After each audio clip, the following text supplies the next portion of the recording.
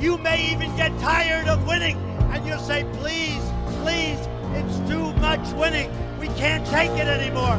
Mr. President, it's too much. And I'll say, no, it isn't. We have to keep winning. We have to win more. We're going to win more. Hottest fucking thing a guy can do is make a little noise. Okay, let out a little.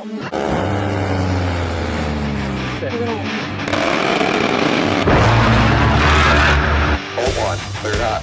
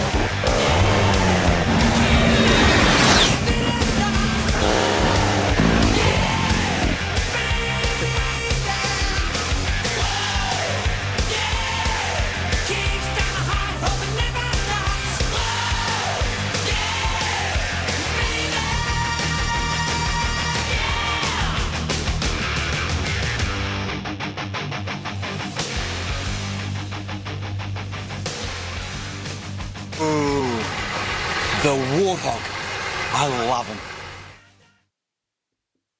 What's going on, everyone? Welcome to the ASTROLABE, the #1 podcast, daily show, internet live stream for trucers and patriots. That's what we are here. You will never catch us not trusting.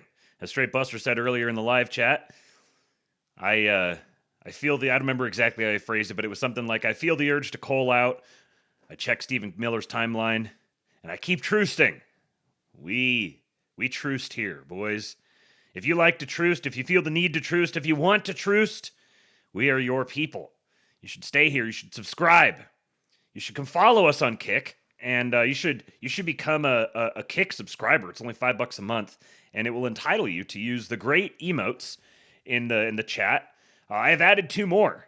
There is now a bonk emote in case we need that. That's been coming up. There seems to be some demand for that of late, that we need a horny bonk, and there's a slutty milk emote. Maybe those two have to always be used together. I'm not sure, but there is a slutty milk emote. You'll note it is a little a little carton of milk with a bikini. Shout out to Ozarker Pleb for donating that one. Yes, it's Damn It Jeremy, and after that, join the fucking Discord, kingpill.com. Go join the Discord. Ah, that's right. The Combine emote. I forgot about the Combine emote. Hold on. Let me add that to the to-do list. I can't forget that again. We got to have a Combine emote. Speaking of, please do say a prayer for Eastwood. Little dude is sick. He's not feeling all that well. We are really hoping that I don't get it. And thus far, I don't know. I don't know how lucky we've been or not. But yeah, little dude is feeling it. He has got a stuffed up nose and upset tummy, and the upside of it is that it generally makes him a little nicer. When he's sick, he gets really kind of like soft and cuddly. At least more often. He he still has his moments, but he's very sweet when he gets sick, which is part of the reason why I'm later today. I spent a couple hours this afternoon just watching Outdoor Boys with him. We worked on cleaning up a little bit of stuff in the yard, and then he wanted to go inside and watch something and eat a little food. And we landed on Outdoor Boys, and man, that is the most wholesome show. The most wholesome show. It's not even TV. It doesn't even feel like, Amy and I were talking about this. It doesn't even feel like we're having him watch TV, really. It's just like wholesome, family-friendly, inspiring, educational entertainment. Very, very good. Apparently, he's coming out with 3 new videos. He's retired from the game, but he's coming back with 3 more videos. And I'm genuinely looking forward to him.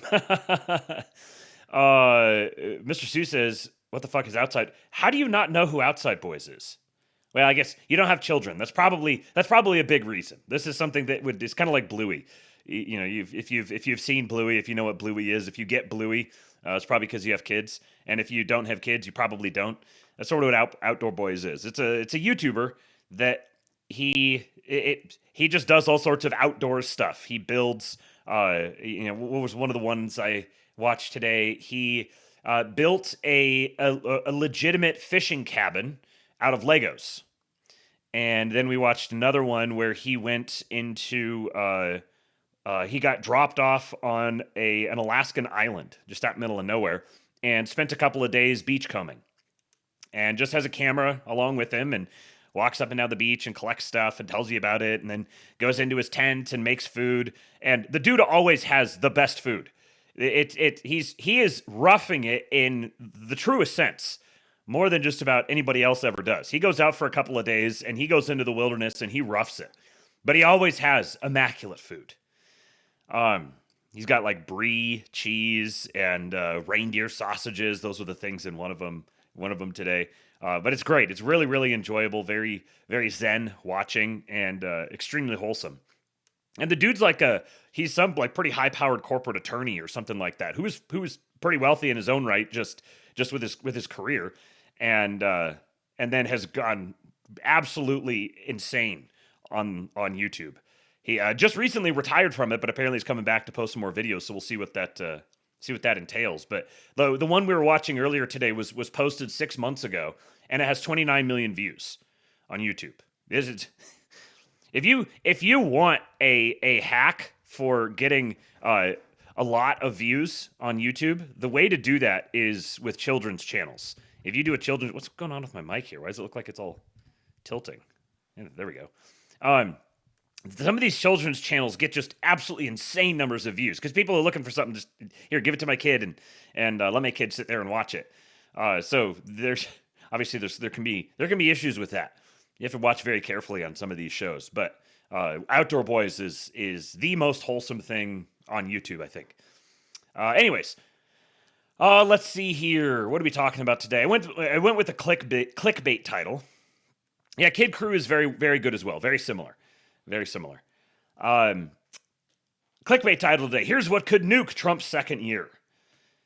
And, there's the events of yesterday have really rattled people, it seems. There's a lot of, tensions have been high.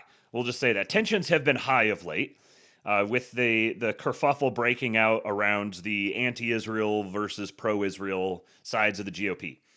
And that whole rabbit hole, which we'll get into later on today, and then obviously yesterday there was the off-cycle elections, and in virtually every district and every election, every office that was being elected for in Virginia, New Jersey, and New York, as well as there was some public commissioners or something in Georgia. There was a bunch of ones that all went heavily to the Democrats. And so immediately everyone, it's been funny over the last 24 hours, scrolling through my timeline and seeing almost every single tweet is someone very confidently declaring what the takeaway is from that, and declaring as if this is the obvious, singular, only, most relevant takeaway. And I even did a little bit of it myself. And what's funny is that virtually none of the takeaways are the same. Everyone has a different takeaway, and I happen to agree with a lot of them. But everyone is really riled up. The emotions are high, passions are stirring. You have the libs on one hand who are gloating. This is proof. MAGA is dead. We're so back. Now it's obvious we're going to sweep the midterms. We're going to arrest Trump. We're going to, I'm not going to say anything else. We're going to do all the things that we would do. Then you have you have Republicans, or it's not even Republicans. Here's the thing. The Republicans, the people who identify as Republicans is really, really dramatically dropping. People just do not want to identify as a Republican. They do not find the Republican Party attractive or appealing. It's literally just the not Democrat Party. It's the available not Democrat Party that happens to be the party of Trump. But a substantial portion of the population wants to vote for Trump's America, not the Republican Party. So when they vote for the Republican Party, it's just a proxy vote for Trump. So there's lots of people who want to take control of the apparatus of the Republican Party and define what it's going to be, thinking that they will acquire those votes. And they will acquire a lot of votes because that dynamic will remain. It being the not Democrat Party. And there's lots of people who are just family voters and don't pay a lot of attention to everything. They're just culturally aligned to what they see the Republicans as, so they just align with them. However, were Trump not to be associated with the Republican Party, the Republican Party would die. Trump is the only thing that is keeping the Republican Party alive.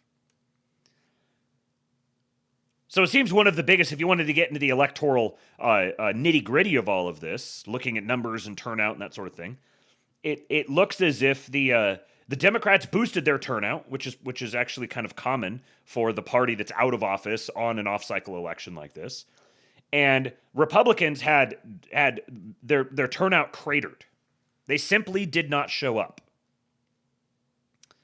And this is understandable because the most important races were both a foregone conclusion in a lot of ways because these are historically blue areas.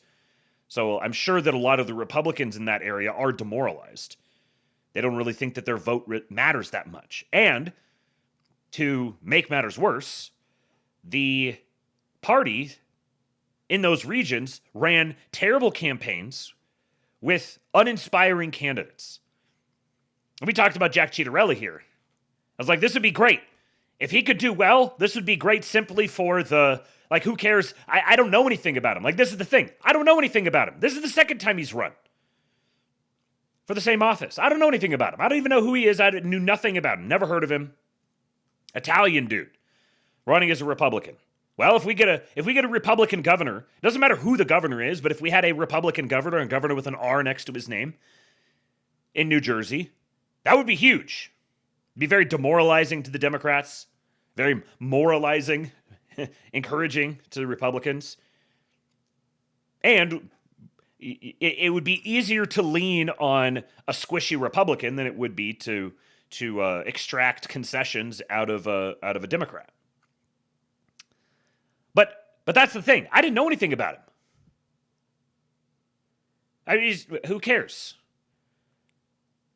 There was no, and it turns out he's been anti-Trump in the past, and then of course, and Jamami, as Bobby Ballbag says, they ran a Jamaican woman, not just a black woman. They ran a Jamaican woman. If you've ever talked to a Jamaican or a African American about a Jamaican, you'll know that they do not like each other. There is deep and intense racism there. It turns out that not all blacks are alike. They're not exactly a monolith. So they didn't just run a black woman. They did the really pandery, shameless Republican thing. Hey, we're going to run a black woman and you'll vote for her because she's black. And they ran a fucking Jamaican. A Jamaican grandma who seems kind of slow. It was just like it's almost as if they were throwing the race intentionally. I wouldn't be surprised if they were. So a lot of people want to draw a lot of conclusions from this. And I think there are some conclusions to draw. And I think everyone is right to a certain extent. But that is the actual results of the election is not the thing that is that I'm referring to when I talk about what could nuke Trump's second year. The thing that could nuke Trump's second year is an info gap. There is a persistent info gap. The MAGA influencer contingent, coalition, delegation, whatever you want to call it, has been incompetent. So there's what Trump is doing. What a lot of the things that a lot of the criticisms end up revolving around, Trump isn't doing enough. He needs to go harder. He needs to do more. America voted for Trump's aggressive policies, and he hasn't delivered. This goes back to something that I've been talking about for months now. Months.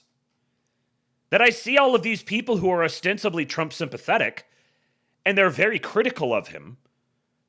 And when you actually draw the delineation of the criticism out of them, it becomes evident that they are low information. They're operating off of low or bad information. Either they think that certain things are the case that aren't, like there aren't record numbers of people being deported.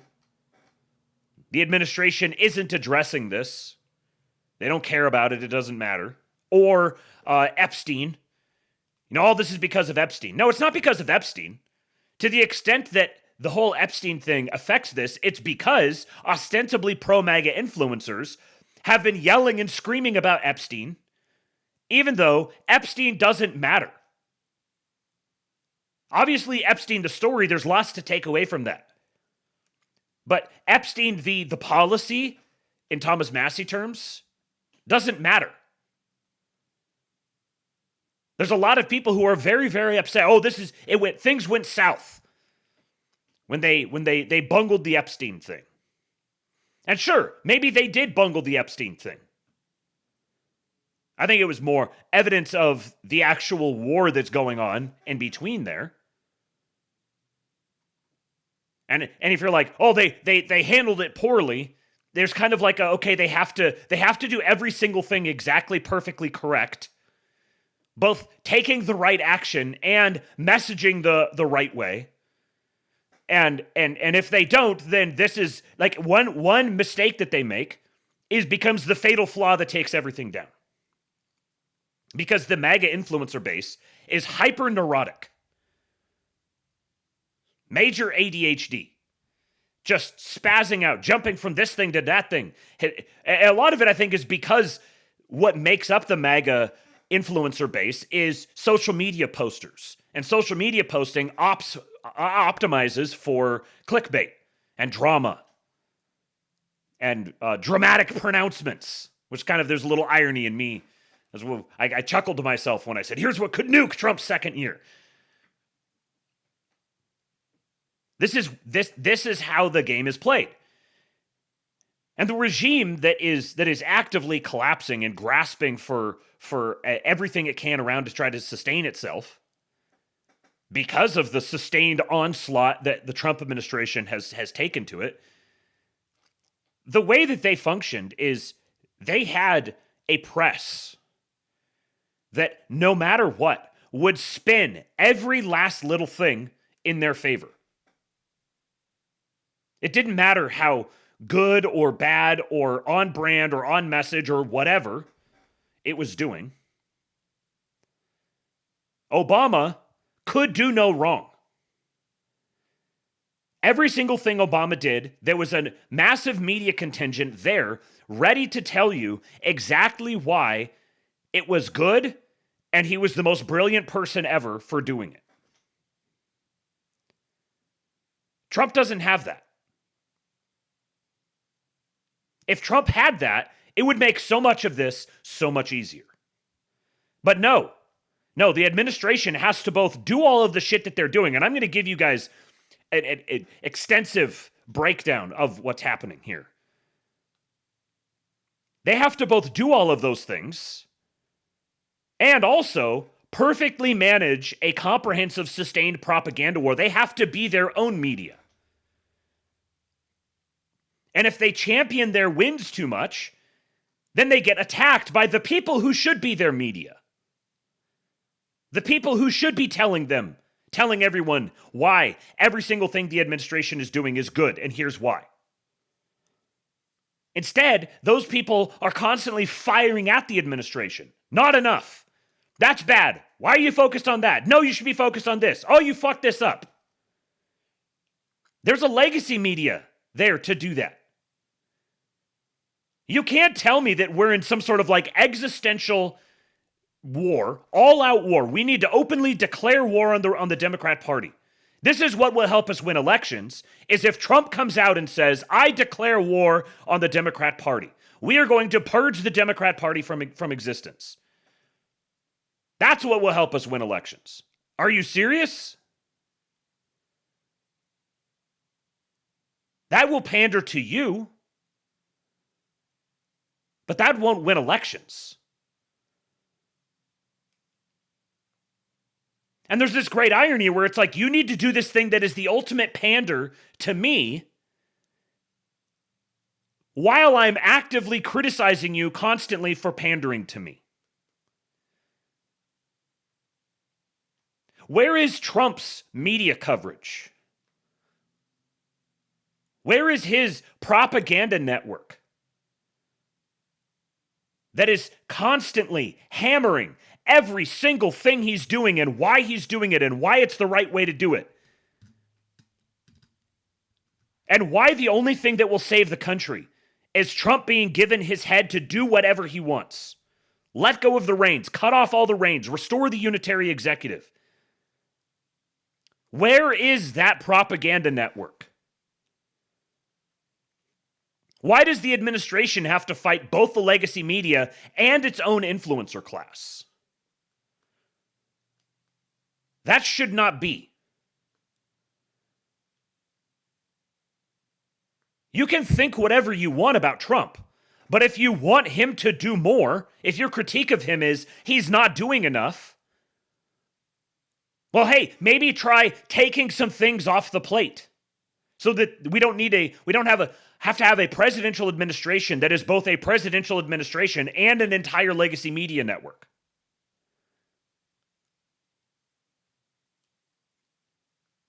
If you want the legacy press to die, if you want their influence to diminish and to go away, if you want to break through that sustained propaganda, the only way it's going to happen is with countervailing propaganda.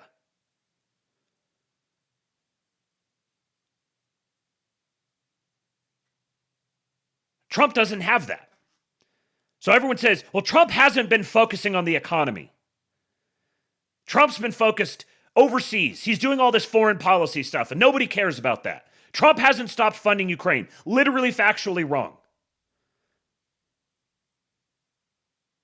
Trump has been blocked in every single thing he's done by the Supreme Court. Literally, factually wrong. These aren't even matters of opinion. They're simply factually wrong. But way too much of Trump's ostensible base, willing always. Form a line, shitheads. Yes, sir. Form a line, please do. The Make More Ericsson's Fund link is pinned in the chat. Please do contribute to that. I'm doing my best to propagandize as much and as hard as I can. And this is entirely listener funded. So please do, if you think this is good content. If you're familiar with No Agenda, their value for value model, very similar model here. I provide you value. If you think it's valuable, then please do provide value back using the Stream links or Streamlabs link. And you can also use Venmo or Cash App. Just look for King Pilled over there. And I'll give you a shout out on the show after this on one of the future shows. If you would like to have it be read on the air, then hit the Streamlabs link. It's tips.kingpilled.com or it's pinned in the chat.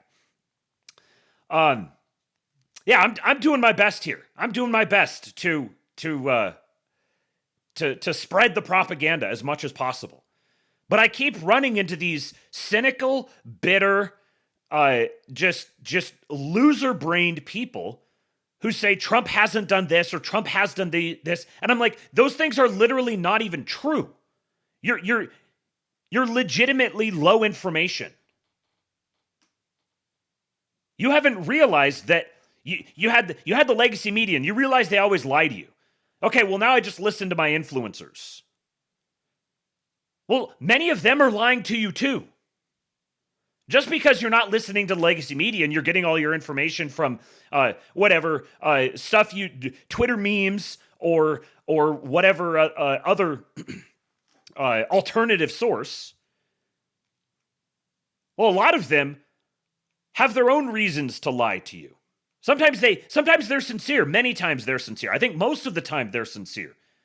But they're not prepared for the responsibility they've taken on. They've taken on the responsibility of replacing the role, the consensus building role that the legacy media played. But they're not bearing that role responsibly. Oh, I'm going to call balls and strikes. Oh, I'm just going to I'm gonna criticize him when he does bad stuff, and I'm gonna praise him when he does good stuff. That's not what the media does. That's not what the media does for their candidates. How do you expect to compete? Why are you being such a lib? That's completely lib-brained. Oh no, it's a matter of policies and principles and... No! It's a matter of winning. It's that simple. It's a matter of winning. How do you win? You win when everybody buys into your vision. You win when you're cool. You win when you look like a winner. You don't win when your own side is constantly engaged in a circular firing squad.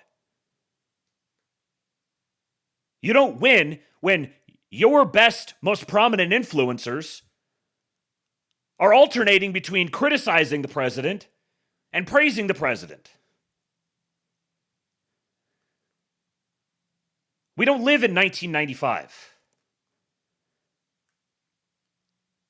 If you think that the world is going to go to hell, if a Democrat wins in 2028, then you cannot possibly have this perspective of, if Trump just isn't good, if Trump doesn't do all the things that I want him to do, then I'm just going to hunker down. And what are you talking about?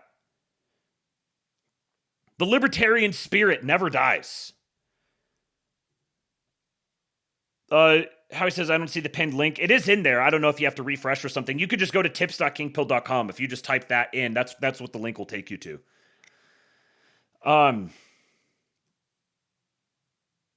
So yeah, I've got much more to say on this. We'll get into that. I've got some commentary related to that. I'm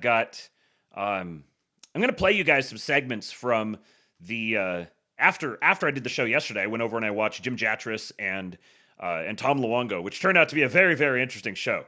That was an adventure. And afterwards, Jason Miranchuk hosted a recap call-in show, and Buck Johnson and Mr. Jay Forte hopped on there, and we chatted for a couple hours, and we got into some of the larger scale stuff that Trump has been doing. Everyone talks about this. Oh, he's not focused on the economy enough. He is focused on the economy. Now, I understand everyone's shit's emotional right now, but I've got a 3-point plan that's going to fix everything. Yes, thank you. I'm trying to read this. Bad chidonk. Bad. But I'm lost. Bada Chodonk. Holy shit. That just broke my brain. Dachau. Oh, yeah, that's what it is. It's badonkadonk with Dachau in it. Badachau donk. There it is. Badachau donk. I knew there was something in there. My brain just would not produce it. Badachau donk. So yeah, there's this. I went through this stage where it became evident to me. I was libertarian. It became evident to me that the public-private distinction is fake. It's fake and gay. There's no such thing as the public and private distinction. Oh, it's good if it's good if it's done privately, but not if it's done publicly. This is bullshit. Stupid, inane, vapid bullshit.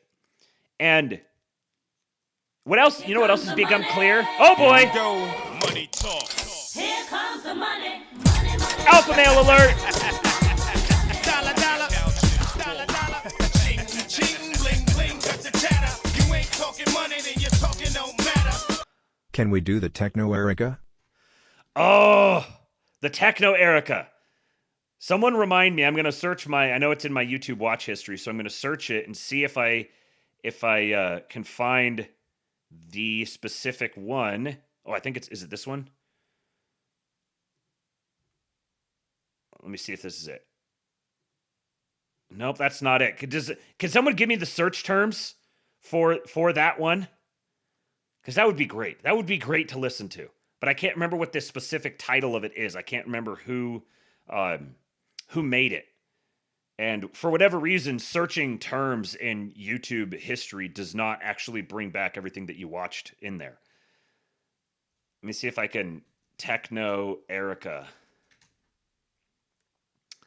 Erica Remix, is this it?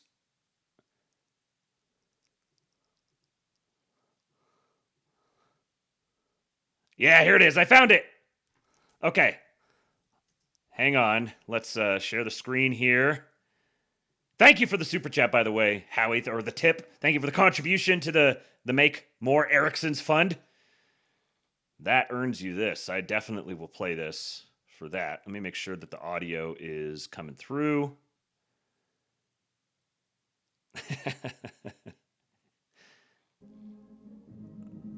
Okay.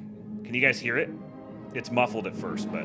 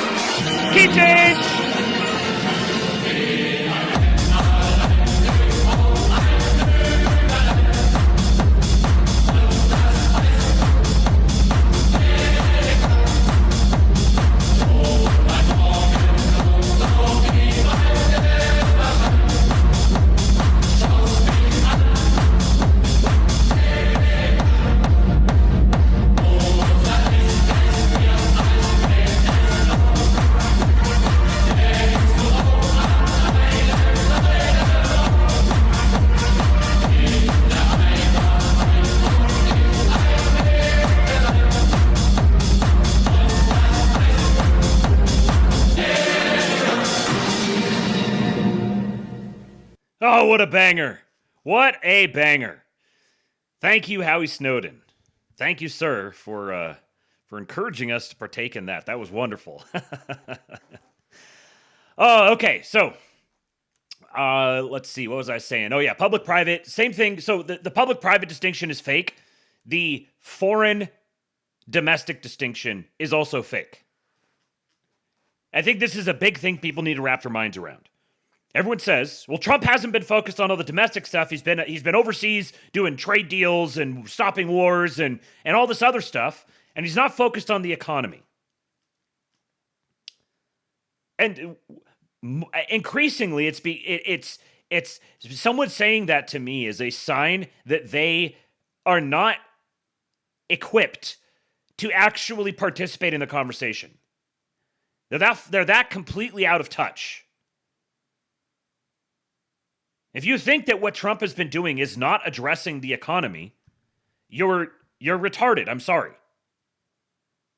Now, there is some substance to the critique. And that's what gets me back to my main point. The substance to the critique is people don't realize that everything that he's been doing is for the sake of the economy. That all he's done is address the economy. That's literally the entire focus of everything that he has done, is addressing the economy. But the things that he's doing are necessarily going to take a while to start bearing fruit. You can't expect them to the system was constructed over decades. You can't expect it to just magically flip around and be totally fixed and changed in months. But this is difficult. This is dangerous for an influencer, for someone who wants to keep an audience, for someone who feels anxious and neurotic. That's a difficult thing to talk about because people might sneer at you. They might call you they might say you're coping. They might derogatorily call you a truthster. That's uncomfortable. You might lose viewers over that. Oh no. You might have to trust in something. You might have to, I don't know, trust the plan. You know, this isn't like, oh, you have to, what's the gay atheist framing of faith that faith is just believing something even though you don't have any evidence of it. No, there's ample evidence. The evidence is all over the place. I have made an entire show where I spend up to 5 or 6 hours a day sometimes just going through all the evidence. That's how much there is. And there's so much that I leave out. I get to like 10% of it. Because I'm one man. And there's only so many hours in the day. And frankly, so much of it is just kind of mundane. It's big, it's impactful, but going through like the nitty-gritty of regulatory regulations being slashed or like plans for new construction and all these sorts of things, like that stuff can gets dry after a while. Every once in a while, I hit a bunch of them. Shit. I know shit's bad right now, with all that starving bullshit, and the dust storms, and we are running out of French fries and burrito coverings. But I got a solution. Bauschwitz donk has a solution. Well, sir, what is? I'm very tired of the starving bullshit, and I'm very tired of the dust storms. Shit's so bad. It's been 5 hours since I had some French fries. It's been a couple of days since I had a burrito. Please do give me your solution. Hopefully it's a final one. Thank you for the tip, my man. Assuming you're a man. There is all this stuff that's happening, but there is an info gap. That info gap must be filled by the MAGA influencer class. There's a handful of us. We've been doing our best. As John Doyle says, the patriot walks alone. I think it was Slutty Milk who just posted that in the chat a few minutes ago. Yeah, Slutty Milk, it smells like political atheism. If you have even just a kind of a remedial understanding of geopolitics and trade and finance and all this sort of stuff, then you would recognize that the things that Trump has done are going to pay dividends. But one of the best ways to ensure that they pay dividends is to get more people to buy into them faster. So everyone says, oh, well, the campaigns were so bad because they weren't running on Trump's economy. That's very true. But you know what else I'm not hearing? I'm not hearing all of the influencer class. I'm not hearing the apart from a very narrow segment of the population, I'm not hearing the people who are hammering this day after day after day. All the stuff that Trump is doing. The way he's restructuring the entire global monetary system. The way he's completely undoing the the basis of how the world has done global trade for decades. Redirecting all of these money flows back into the country. Why am I not hearing about this every single day? Is it because, well, if it doesn't actually happen, then I'm going to end up looking silly? That'll be embarrassing. That'll be really embarrassing if I say the economy is going to start correcting itself given all of these things that have been done. And then if it doesn't correct itself, oh boy, I'm going to have egg on my face.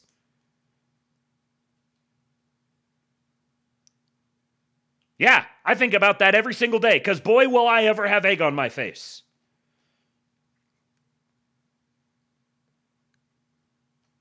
But why are there just a small handful of us talking about this? For a while, it's like, okay, I can understand. Like, this is radically frame altering. So it might take a while to really onboard this. You kind of saw this yesterday with Tom and Jim talking. Tom's trying to like rapid fire run through the sheer mountain of narrative and evidence and everything pointing in this direction to tell this whole story. And it's a ton to take in. There's no way someone could just sit there and take it in all at one time. But the more time goes on, the more you don't have an excuse. There's been, at first it's like, okay, this stuff is starting to work its way out into the zeitgeist for days. Then it's out there for weeks. And then it's out there for months. And eventually, you're actively choosing to avoid it. And it's not that these other things don't matter. It's not that the Israel situation doesn't matter, or that the immigration situation doesn't matter, or that the Ukraine situation doesn't matter. Yes, those things are important, but those are not separate issues. The immigration situation and the Israel situation and the Ukraine situation and the NGO situation and the Democrats wanting to kill people situation and the traitorous Republican situation, these are all part of the same incentive structure. And you can try to pick off all the fruit from it and just think, oh, if I remove all the fruit from the trees, then that fruit won't be there anymore. And we can live without it. But what if you go at the roots of it? What if you attack the roots and you hack them up?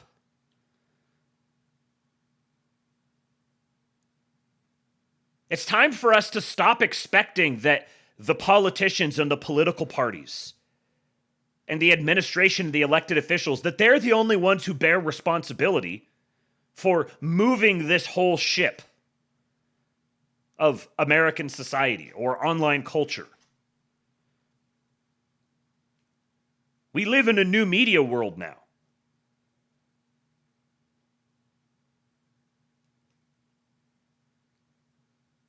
The president needs an army of propagandists who are out there relentlessly hammering away at all of this, telling everyone why everything he is doing is brilliant and perfect and is going to bear fruit. There needs to be relentless, unending propaganda campaigns, meme campaigns, influencer networks, coordinating messaging on this point alone. Will it into reality, manifest it into reality. Because the thing is, the more people you get to buy into it, the faster it will come to fruition. That's what the lag is. That delay is because of people who drag their feet. Whether in the business sense or the political sense or the regulatory sense. Because they either don't see where it's going or they have a vested interest in trying to prevent it from going there. But the more the political will builds up in pushing that direction, the faster it will come to pass. So I've got a whole bunch of stuff directed toward this today, and I'm going to play several clips from the after show last night, where I was kind of working through a number of these things with Buck and Jay Forte and Jason Miranchuk. I'm going to play several clips from that. I'm also going to play a great video from the Promethean Action account today. Miss Susan Kokinda hammered at this really, really well. She had, I think, the best take of anybody on this whole issue. And then I've got we got JD Vance's reaction to yesterday, and then I've got a handful of different articles that I'm going to read here that are more around the Nick Fuentes, Tucker Carlson, anti-Israel versus pro-Israel spat that's happening right now. Heritage Foundation is is going through a full like Evergreen State College level meltdown. And lines are really being drawn here. So we got a New York Times article talking about how Nick Fuentes was Charlie Kirk's bitter enemy. Now he's becoming his successor. Then I've got an article that's actually quite good from Chris Rufo talking about Nick Fuentes as an actor upon the stage of hyper-reality, which kind of gets to the whole influencer phenomenon. And then I've got an article from The Federalist about how the Civil War on the right is about foreign policy and J.D. Vance. And I've got an article from Patrick Casey about how J.D. Vance is presented with a unique challenge to become president. He must unite the now fractured coalition that elected Trump. Will he lean into Israel criticism, denounce it, or try to strike some kind of balance? So I'm going to read through all of those, and then if we have enough time, I'll either get into this tonight or I'll talk about it tomorrow. The first ever profile of Chris Buskirk, creator of the tech elite donor network Rockbridge. You guys ever heard of Rockbridge? I know some of you guys are in a group chat where I posted about this. You may have seen this article going around, but all sorts of bells went off in my head. Not those kinds of bells.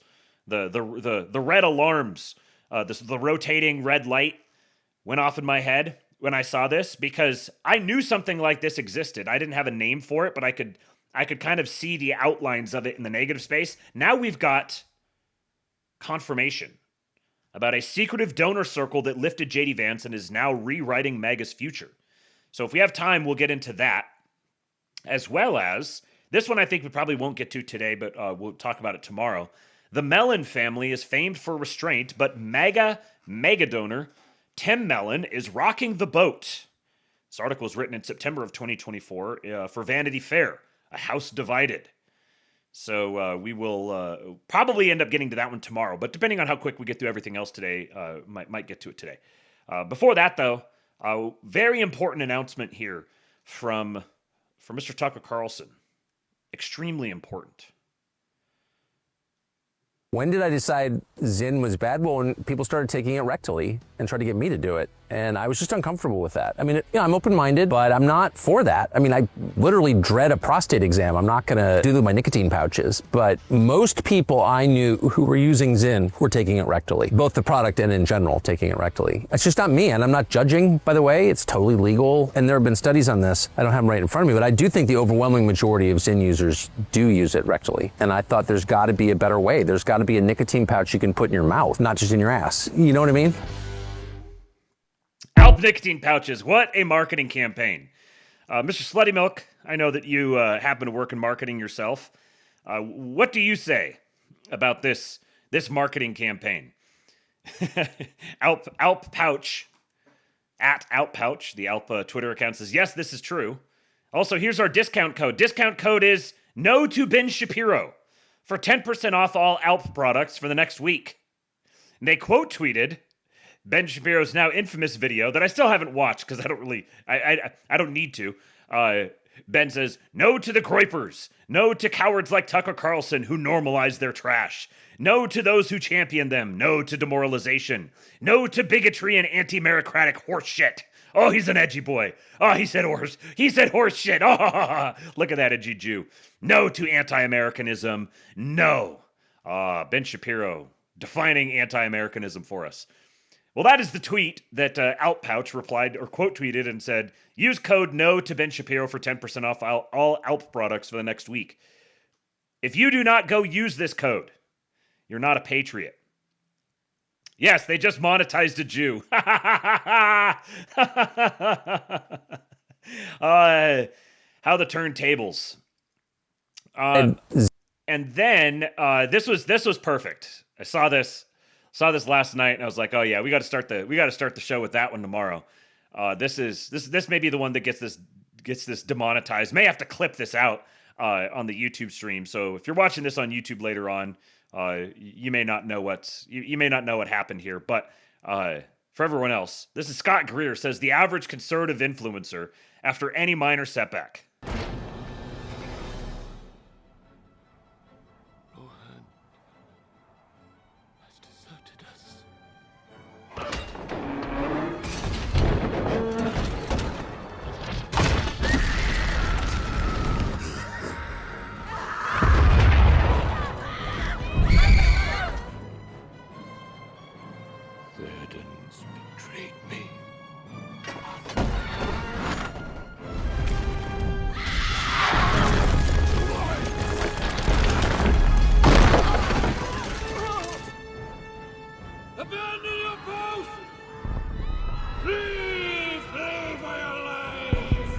The most true thing that's ever been posted.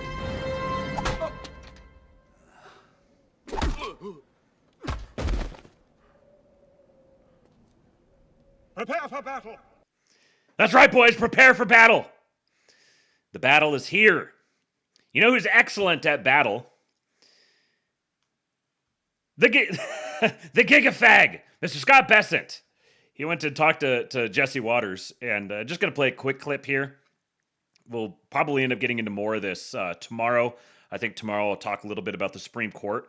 They're starting to hear arguments regarding Trump's tariffs and got some updates on that, including from the Gigafag himself. But this is just...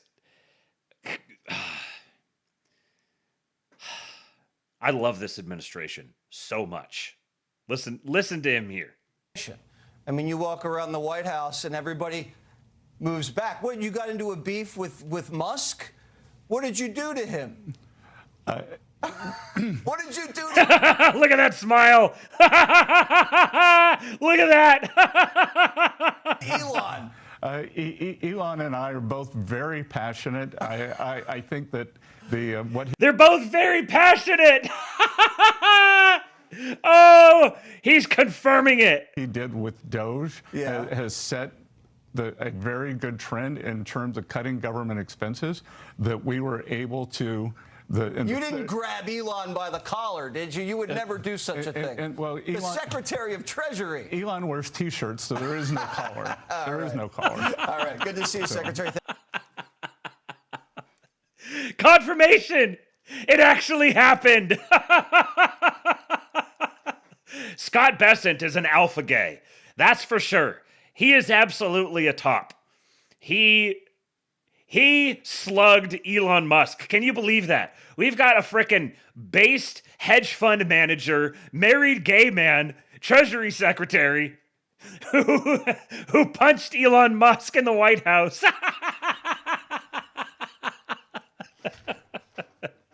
They're both very passionate, you see. Oh, we do have the best gays. Just the best gays.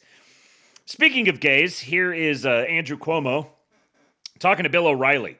And Bill, actually, I was quite surprised. This is a very good point. Speaking of tariffs, this was his reaction last night. This has nothing to do with the midterms. Zero. And the reason is so many things are going to happen between now and this time next year. And it's going to be a completely different country than it is now.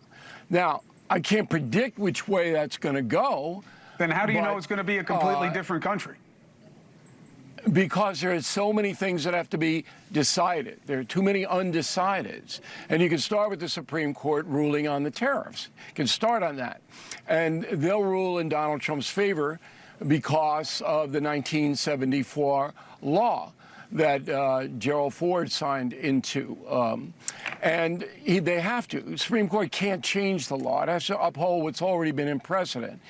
Now, they'll rein Trump in a little bit, but that will give Trump then a free field to see if in the next 8 months the tariffs can kick in to bring prices down and to help people.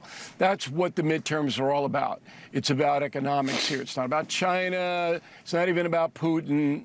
It's about that. Yes, Kate. Bill is spot on. I was pleasantly surprised. Old man still has it.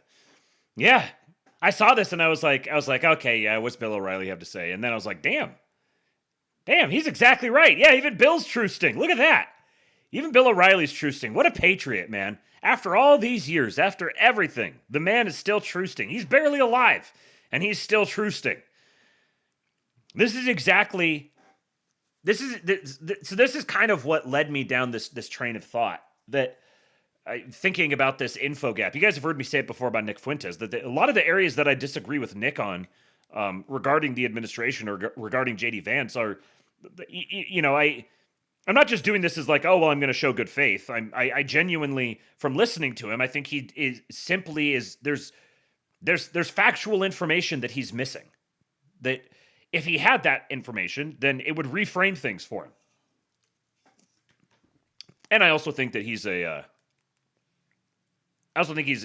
strategist. He's doing some of this strategically.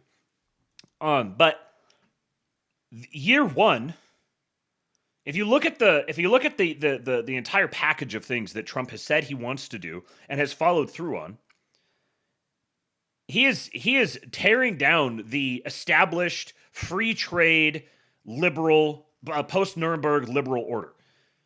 He's tearing it down completely and restructuring all of the trade relationships, the financial flows, the economic underpinning completely.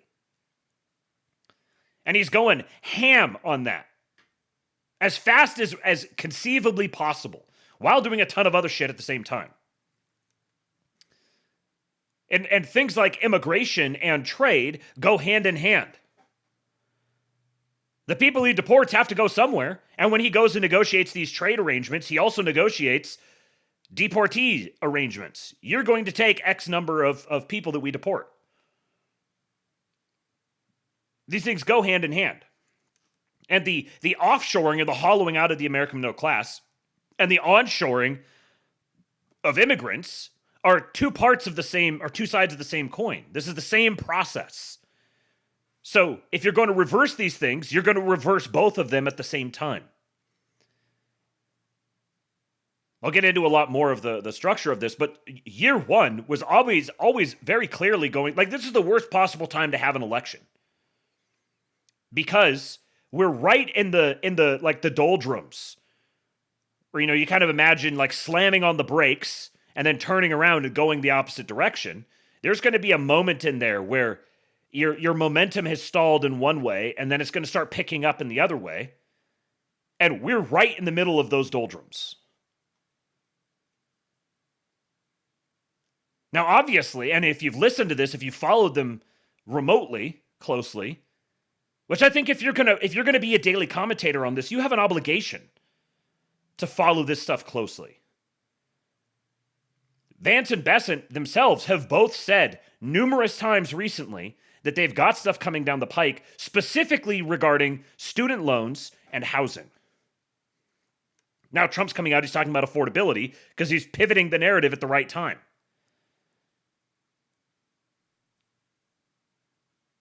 Obviously, this election was determined by economic insecurities.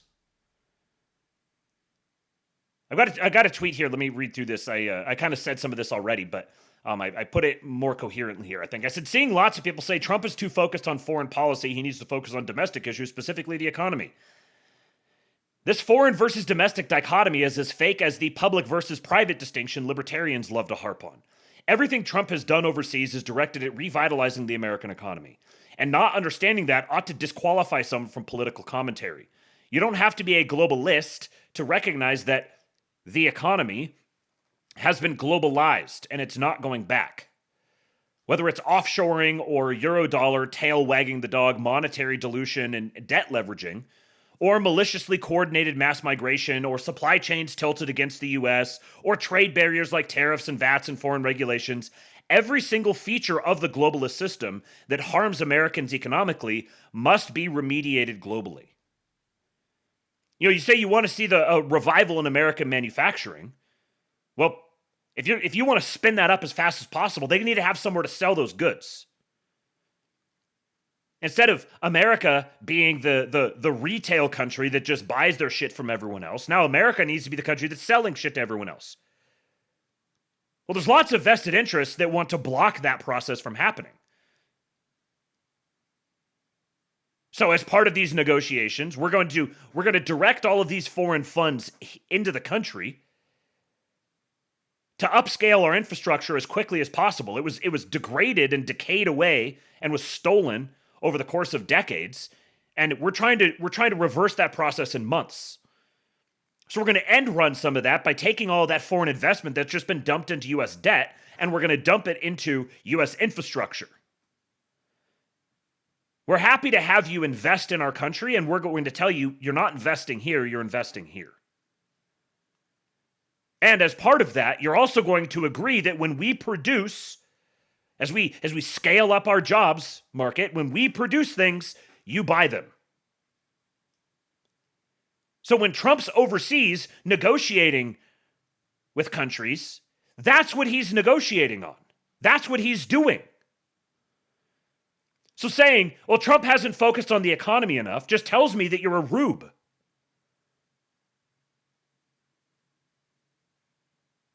You should be chanting the party line that every single thing he's doing is for the economy. And if that's happening relentlessly, then the campaigns are going to naturally be forced into that. Yes, that's also why ending wars is important too.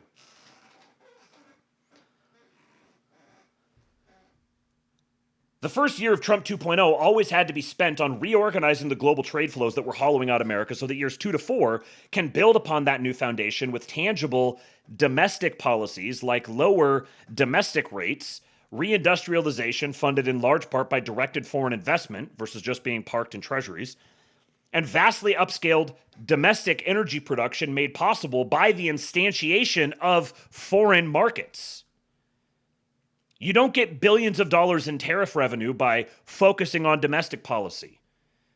You don't get the reassertion of American sovereign control of the price of our own currency by focusing on domestic policy. Hell, you don't get mass deportations by focusing on domestic policy. Those deported people have to go somewhere. Unfortunately, Trump's base is lacking in faithful, loyal propagandists who understand the long game that he's playing. So the fiction that he's too focused on foreign policy persists and has electoral impacts. The vast majority of people who vote don't actually have their own independent thoughts. They regurgitate what the influencers they follow tell them to think and to say. So when the whole MAGA influencer class, all the posters, when they're all talking and hammering away on this, oh, Trump's too focused on foreign policy, he cares too much about Israel, yada, yada, yada, that demoralizes the voters. They're like, oh, he actually isn't doing anything. Oh, I guess I'll just stay home. There's no point. You're actively participating in depressing turnout when you're ranting away on these things and ignoring the stuff that Trump has done that by definition, by necessity, is going to take a while to start showing its results. So because that does persist and have electoral impacts, that means he does need to make some major token offerings in the so-called domestic policy arena in 2026. Student loans and housing for young people are major fronts here, which have been signaled as incoming multiple times by both Bessent and Vance. So hold your water, you damn neurotic panicants. And I can see already what's going to happen. I can see that some of these policies that they're going to announce regarding student loans and housing are going to be loudly and vociferously attacked by the same people who are currently saying he's not doing enough on the domestic front. Because the things that they're going to do with respect to student loans and housing for young people are going to be targeted at attracting the sort of person who might just vote for Zoran Mamdani out of economic insecurity and fuck the rich. I mean, hell, they need to stroke a check. Tariff dividends. Just straight up stroke checks to people. I've been saying this for a while now. They could do it, I don't know, 3 times next year. Maybe announce that they're gonna roll out and it's like gonna be like a phase of 4 checks for $2,500. It's gonna be a total of 10 grand per person. Maybe it's means tested or whatever. It's gonna roll out 2,500, 2,500, 2,500, and the 4th one is gonna come after the midterms. You can be completely shameless about it. Straight up buying votes. And they're going to craft these policies specifically to appeal to young people who are, let's just say, not exactly dyed-in-the-wool Republicans or conservatives or even necessarily MAGA sympathetic. And all of these same fucking people who are complaining that he's not doing enough domestically are going to complain about that because it's maybe like student loan debt. Oh, he's bailing out women's studies majors who got their student loans. He shouldn't be rewarding those people.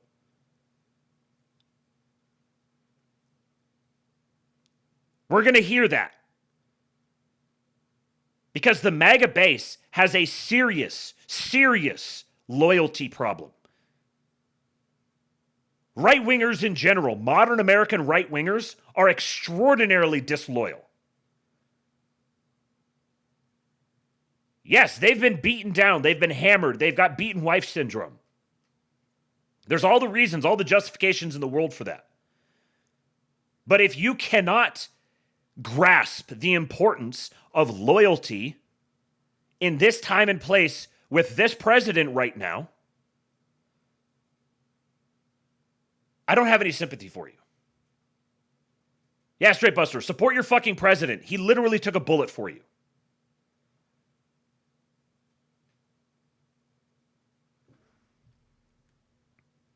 Here is this great breakdown from Susan Kokinda. We'll keep talking about more of this after this video. She says, I called it. Yesterday's GOP wipeout in Virginia, New Jersey happened exactly as I warned. Republicans campaigned on crime and wokeness, while voters wanted jobs and economy. Trump is leading a $20 trillion economic revolution, but GOP candidates ignored it. And I would say it wasn't just GOP candidates who have ignored it. Prominent posters and influencers who purport to be the ones keeping Trump honest or whatever. They've also ignored this. They haven't talked about this. And they have lots of shit to talk about the GOP candidates, but they're, number one, not GOP candidates. They're, number two, not volunteering for or advising or working with campaigns of GOP candidates. And number three, they're doing the exact same fucking thing themselves. Thank you, Bobby Ballbags. I just see this. You did gift a couple of subs. I didn't see them come through over here, but they came through down here. One of them went to Heinz. Ketchup Man getting a sub. And also the Streamlabs bot. Damn clanker. Thank you for the gifted subs, my friend. I appreciate you. All right, so here's Susan Kokinda says, here's why they lost and how to win in 2026. This is our Lady Luongo, Grandma Luongo, one of our greatest trucers. Yesterday was a complete wipeout for Republicans. Virginia's governorship flipped to Democrats. New Jersey stayed blue in a landslide. There were down ballot losses in Pennsylvania and Georgia, and let's not even talk about New York City. And I warned that this would happen. Since the day after Trump's 2024 victory, I've been saying that the only way Republicans will win in off-year elections is if Trump's economic policies are at the top of the ticket. That's why I ran for and won a leadership position in the Michigan Republican Party. But that didn't happen yesterday. Republicans campaigned on crime and anti-woke policies, while voters told pollsters that their number one concern was the economy, jobs, and the cost of living. They should have been doing what Trump said just a few minutes ago, speaking to Republican senators in the Oval Office. We're creating jobs at levels that nobody's ever seen before. All these things are good. We have to be able to get the word out. If we don't get the word out, we're making a very big mistake. We have to get the word out. Who is responsible for getting the word out? Trump's been saying it. His administration has been saying it. But every time they do, people just say, oh, this is all foreign policy stuff. Oh, those are just like, we've seen people make financial commitments before, and it's never come through. We'll believe it when we see it. How do we get the word out? I'm but one man with a small audience, desperately shouting into the internet, please, more people, pick up this message. Instead of getting the word out, as Trump said, and trumpeting it out to blue-collar workers and young people, that Trump is leading an economic revolution on the scale of the American Revolution, the MAGA base was primarily fixated on how batshit crazy the Democrats are. Not that they aren't. This is Susan Kokinda, and I've been battling the policies of the British imperial elite for years. I've been fighting to revive the American system policies of Hamilton, Lincoln, McKinley, which is exactly what Donald Trump is doing. In my position as coalition's vice chair of the Michigan Republican Party, I've been hammering away at the point that the Republican Party must embrace Donald Trump's new Republican Party of workers and producers.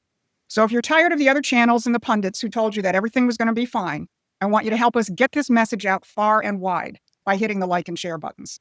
So today, I'm going to show you why yesterday's Republican losses prove my warning. When you don't put Trump's economic policies at the top of the ticket, you lose. Number two, what Trump's actual revolution looks like, that it's a war for economic independence that Republicans fail to campaign on. One thing that she does do that minor quibble, is she does have this emphasis on the British foreign elite. The British. And I know especially in our circles, there's been some complaints, debate around that over who the people are. You know, maybe it's not fair to say the British. This is like Anglo slander or something. Hold your water on that if you're one of those, or you're that's something that niggles at you. I'll be addressing that in the next segment after this, where I play some of the clips from the after show on Miranchuk's channel last night. And three, how the modern-day British Empire is trying to stop the reemergence of Trump's American system. Trump won in 2024 because he swung over blue-collar workers and young people of all races to his commitment to make the United States a manufacturing superpower, to recreate the working and middle class, where one income could raise a family. And he's doing it. But are Republican candidates talking about it? No. But that's what voters wanted, as many, many headlines said. Exit polls yesterday in New Jersey and New York showed 60% of voters think the economy's in bad shape. Look at that headline. Voters prioritize the economy above immigration and crime in election 2025. And this is something that has been consistent for months now. Good night, Theodore Dragonsbane. Thanks for dropping in, man. This is something that has been consistent for months. The economy, the economy, the economy, the economy, the economy. Years, actually. This was a major driving issue in the lead up to the election. But the online right really is much more focused on immigration and crime. Now, immigration and crime are very important issues. And in fact, they're tied into the economy. Because again, this is all one big system. None of these policies are accidental. They've all been constructed intentionally. But when it comes to propaganda and winning elections, securing votes, the issues that you see as the most important ones, the ones that deserve the most focus, are not necessarily the ones that are going to return the most votes. And when it comes to an election, the votes are all that count. That's it. If the best way to secure votes was to, talk about why the moon is cheese, and we're going to be sending a contingent of people out to start harvesting the cheese on the moon and build our entire economy on that, if that's the thing that would secure the most votes, that's the thing you run on. It doesn't matter if it's true. It doesn't matter if it's real. It doesn't matter if you're going to follow through on it. That's a problem for after the election. When you're trying to win elections, the way to win them, big shocker here, the way to win them is to secure the most votes. And the way you secure the most votes is by targeting your messaging and your campaigning toward the issues that matter the most to the most people. It's that simple. This is going to be blasphemy in our circles, what I'm about to say here. And I can't remember if I say it later, so apologies if I wind up repeating myself. But there's probably 5% of the population that could even define H-1B, that even knows what H-1B is. And of that 5%, that might even be overestimating it. Of that 5%, the overwhelming majority of that skews in favor of H-1Bs. This is changing. The more that it comes into the public consciousness, the more that people understand it, the more that people talk about it. That is changing, but it has a long way to go to become a thing that decides elections. Hammering away at the H-1B issue in 2025 in an electoral context is not a winning issue. That will not win elections. Now, addressing the H-1B issue from a policy perspective will. And I've already given you guys an extensive breakdown of all the things that they've been doing toward that end. But by and large, the majority of the things that they want to do require them to first win elections because it requires Congress. And right now, they do not have a majority in Congress, so they cannot get the foundational, fundamental, structural changes to the visa programs that everybody wants. If you want those foundational, fundamental, structural issues resolved, as the administration clearly intends to do, based on all the things that they've done so far, you have to first win elections. You need a larger majority in the House and the Senate. And you're not going to win elections by championing how much we've destroyed the H-1B program.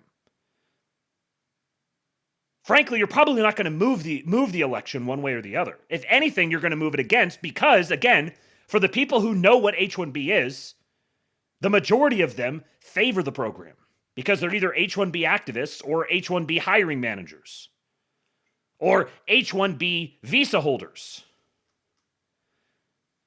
who obviously, yes, they do vote. You're not going to win those votes. The economy is the most important thing. So the administration has to do one thing and has to message about another thing. And yet what they've also had to do is constantly try to keep their own base aligned with them because their own base is like a bunch of neurotic goats that as soon as you let them out of the pen, they just go scattering in every different direction. So they can't just assume the base is going to stay on side like the Democrats do. Democrat voters, as just evidenced, will vote for someone who says they want to kill their political opponents. Republicans will not. Independents will not. Democrats will. Their voters will always stay on side. They will always remain in lockstep. We have to get rid of this latent libertarian instinct to autistically perseverate on the issues that seem most fundamental and most structural to the detriment of winning elections. New Jersey and New York showed 60% of voters think the economy's in bad shape. And there's no doubt that families are still hurting over the legacy of 40 plus years of globalization, free trade, and other imperial policies. But those are the policies that Trump is reversing. But not enough Americans understand that because not enough Republicans are talking about it. Here's what they should be talking about. Look at Trump's just concluded Asian deals on shipbuilding, defense, and energy. There will be tremendous impacts on manufacturing and commerce for states like, for example, New Jersey and Virginia, which have major port cities. Virginia and New Jersey Republicans didn't campaign on the $5 billion Hyundai shipbuilding investment in American ports that will create good-paying union jobs. Or take this example from a recent White House fact sheet that says that the LS Group pledged to invest $3 billion by 2030 in U.S. power grid infrastructure, undersea cables, power equipment, winding wires, and that their U.S. subsidiary is building a $681 million manufacturing facility in Virginia.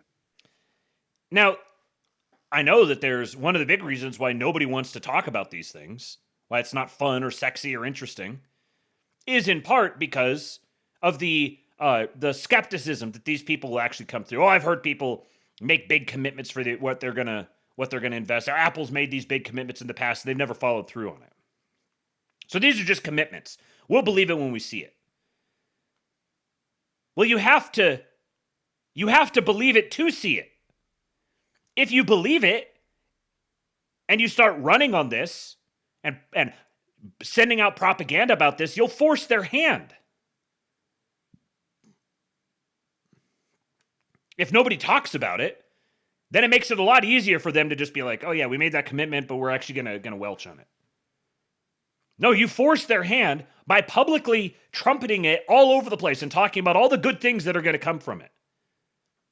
You force them to follow through on their buy-in. Did Republicans campaign on those things? No. Republicans campaigned on immigration and crime and wokeness. Important issues? Sure. But when voters' number one concern is putting food on the table and paying rent, you better have an economic message. Democrats did. They messaged relentlessly on economic hardship, and they blamed the Republicans. Now, here's what people should have been paying attention to. What Donald Trump said during his extended CBS interview on Sunday night, 2 days before this electoral disaster. If I didn't have the power of tariff, we would be like a subject nation. We'd be subject to everyone else.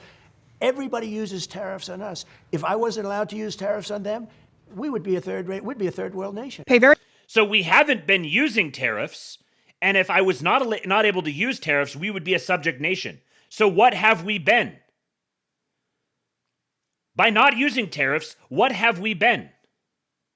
Very close to Trump's words. We would be like a subject nation. Well, we have been a subject nation, subject to a modern-day British imperial system, which has hollowed out our economy and turned us into a bunch of Uber drivers and coders. And Trump is changing that. That's the economic revolution Trump is creating. And Republicans just lost because either they don't understand what Trump is doing, or in too many cases, oppose it. Now, what does it mean to be a subject nation in the 21st century? It means you're at the mercy of other countries or supranational institutions for your critical supply chains. It means foreign powers control your energy supply, your manufacturing base, your economic future. It means independent central banks and global financiers control capital flows. You are not politically sovereign if you're economically dependent. This is the British imperial model that's dominated the world for centuries. They don't need colonies anymore when they can control you through finance and trade. And Trump is systematically breaking those chains. Start with rare earth minerals. We've been a subject nation in this critical sector, but Trump is changing that. His Asia trip and the previous Australia agreement consolidated rare earth deals with numerous countries and negotiated a one-year agreement with China where they will not impose an embargo. That gives Trump and other countries the head start on setting up alternate lines of production, as he said on CBS. You talked about those rare earth minerals. Of course, my understanding is about 90% of them come from China. That's right their... now. Yeah. But within a short period of time, we'll have everything we need for ourselves. You know, we've instituted an emergency program, and we will have, within a year from now to a year and a half, we'll have everything we need, no matter what kind of a threat is made. How? You mentioned he's instituted an emergency program. And interestingly, when Scott Bessent was talking about this in an interview, I think it was end of last week sometime, the phrase that he used was warp speed.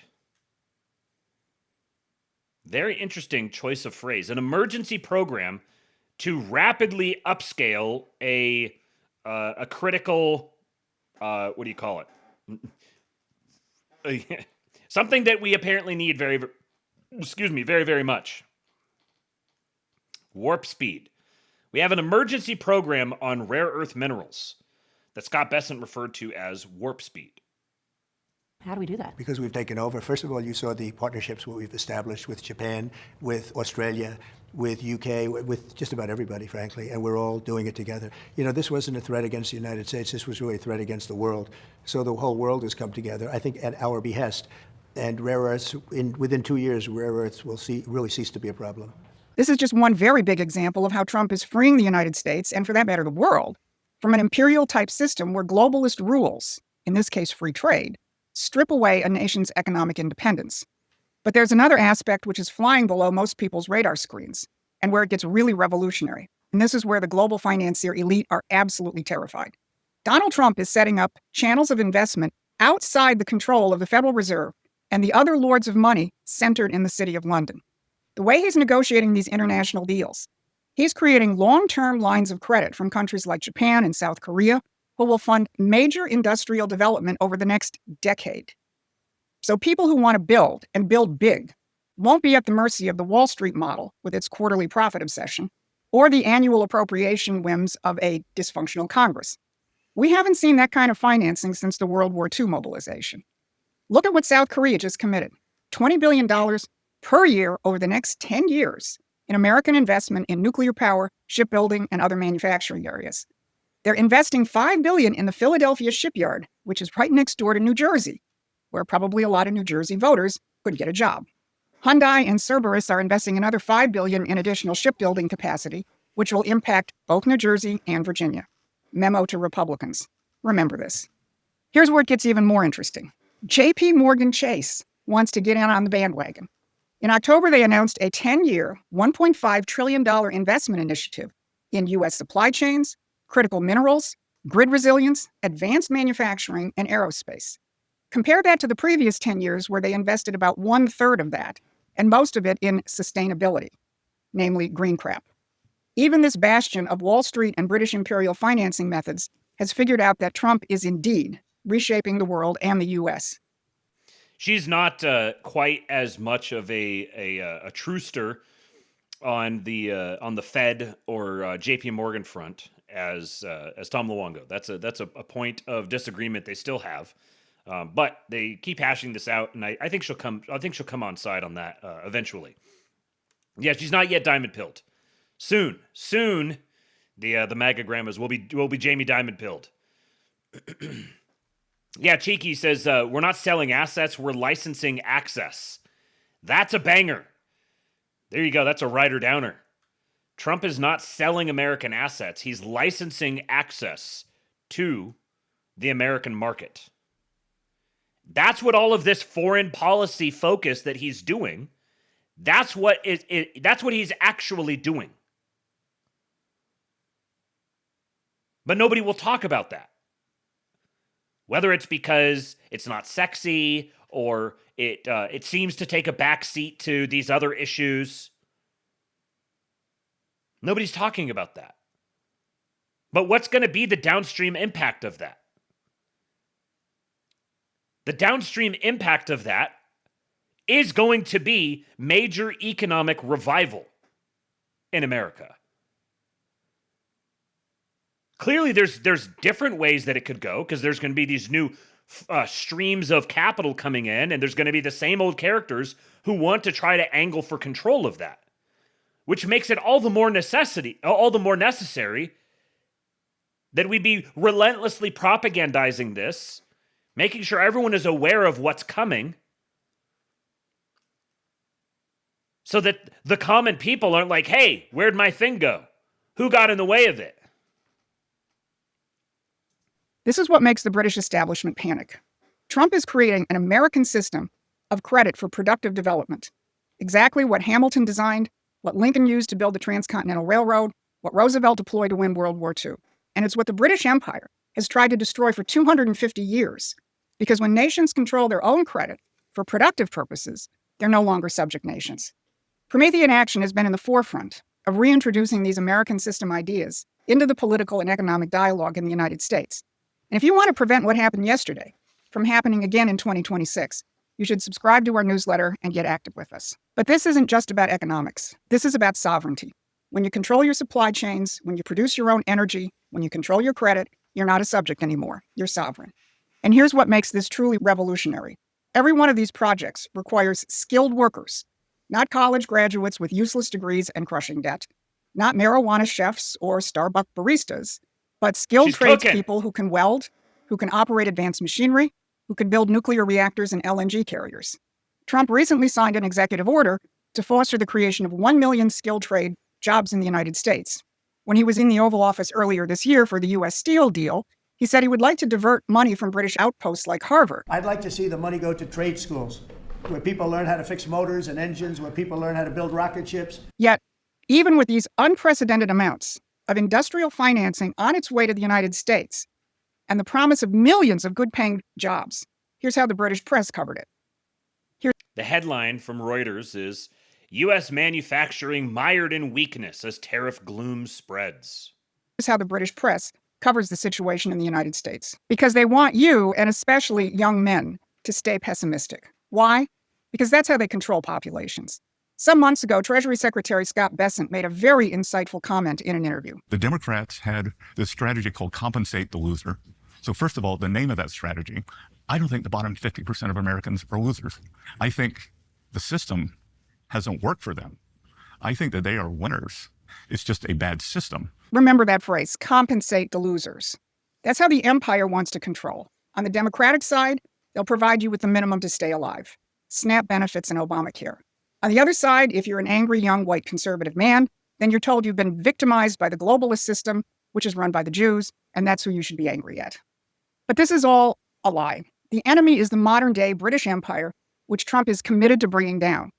And his economic revolution offers young people exactly what their grandfathers had, the ability to graduate from a trade school debt-free and immediately start working on a $5 billion shipbuilding project starting at $80,000 a year with full benefits.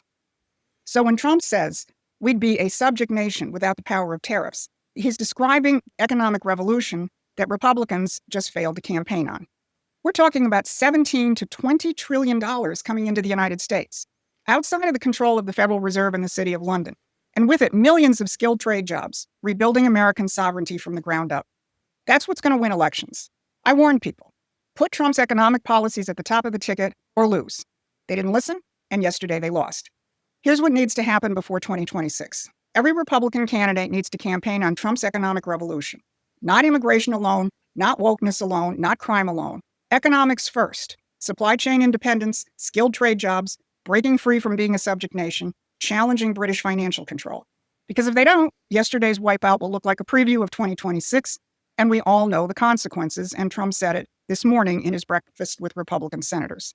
So share this video with every Republican candidate and party official and activist that you know.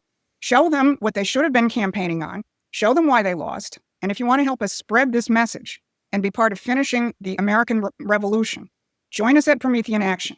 Paying memberships and contributions will give us the resources we need to build a movement that understands what Trump is actually doing and how to make it permanent. This has been your midweek update. Thanks for watching. Please take a moment and subscribe to our free newsletter at PrometheanAction.com. That's right. We're going to finish this fight. All right, now I'm going to give you guys zero content happening on the screen so that you can accomplish this tower. You guys are struggle busting in there. I see it. So I'm just going to stop.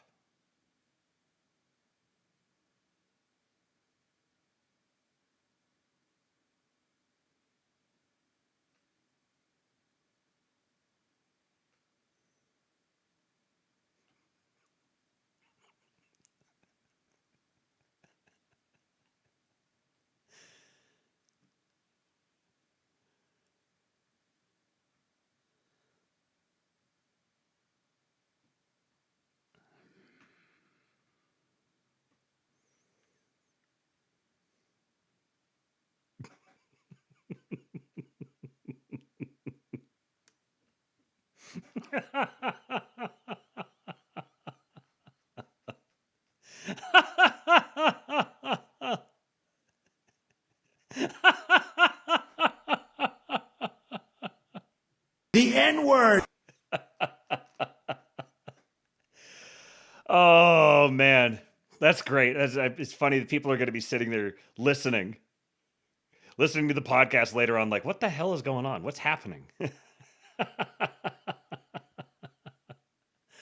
Oh, we got a tip. Someone is contributing to the Make More Ericksons Fund. Anonymous. This is the greatest show on earth. Thank you, Anonymous. 777. An auspicious number. I appreciate you, man. Doing my best.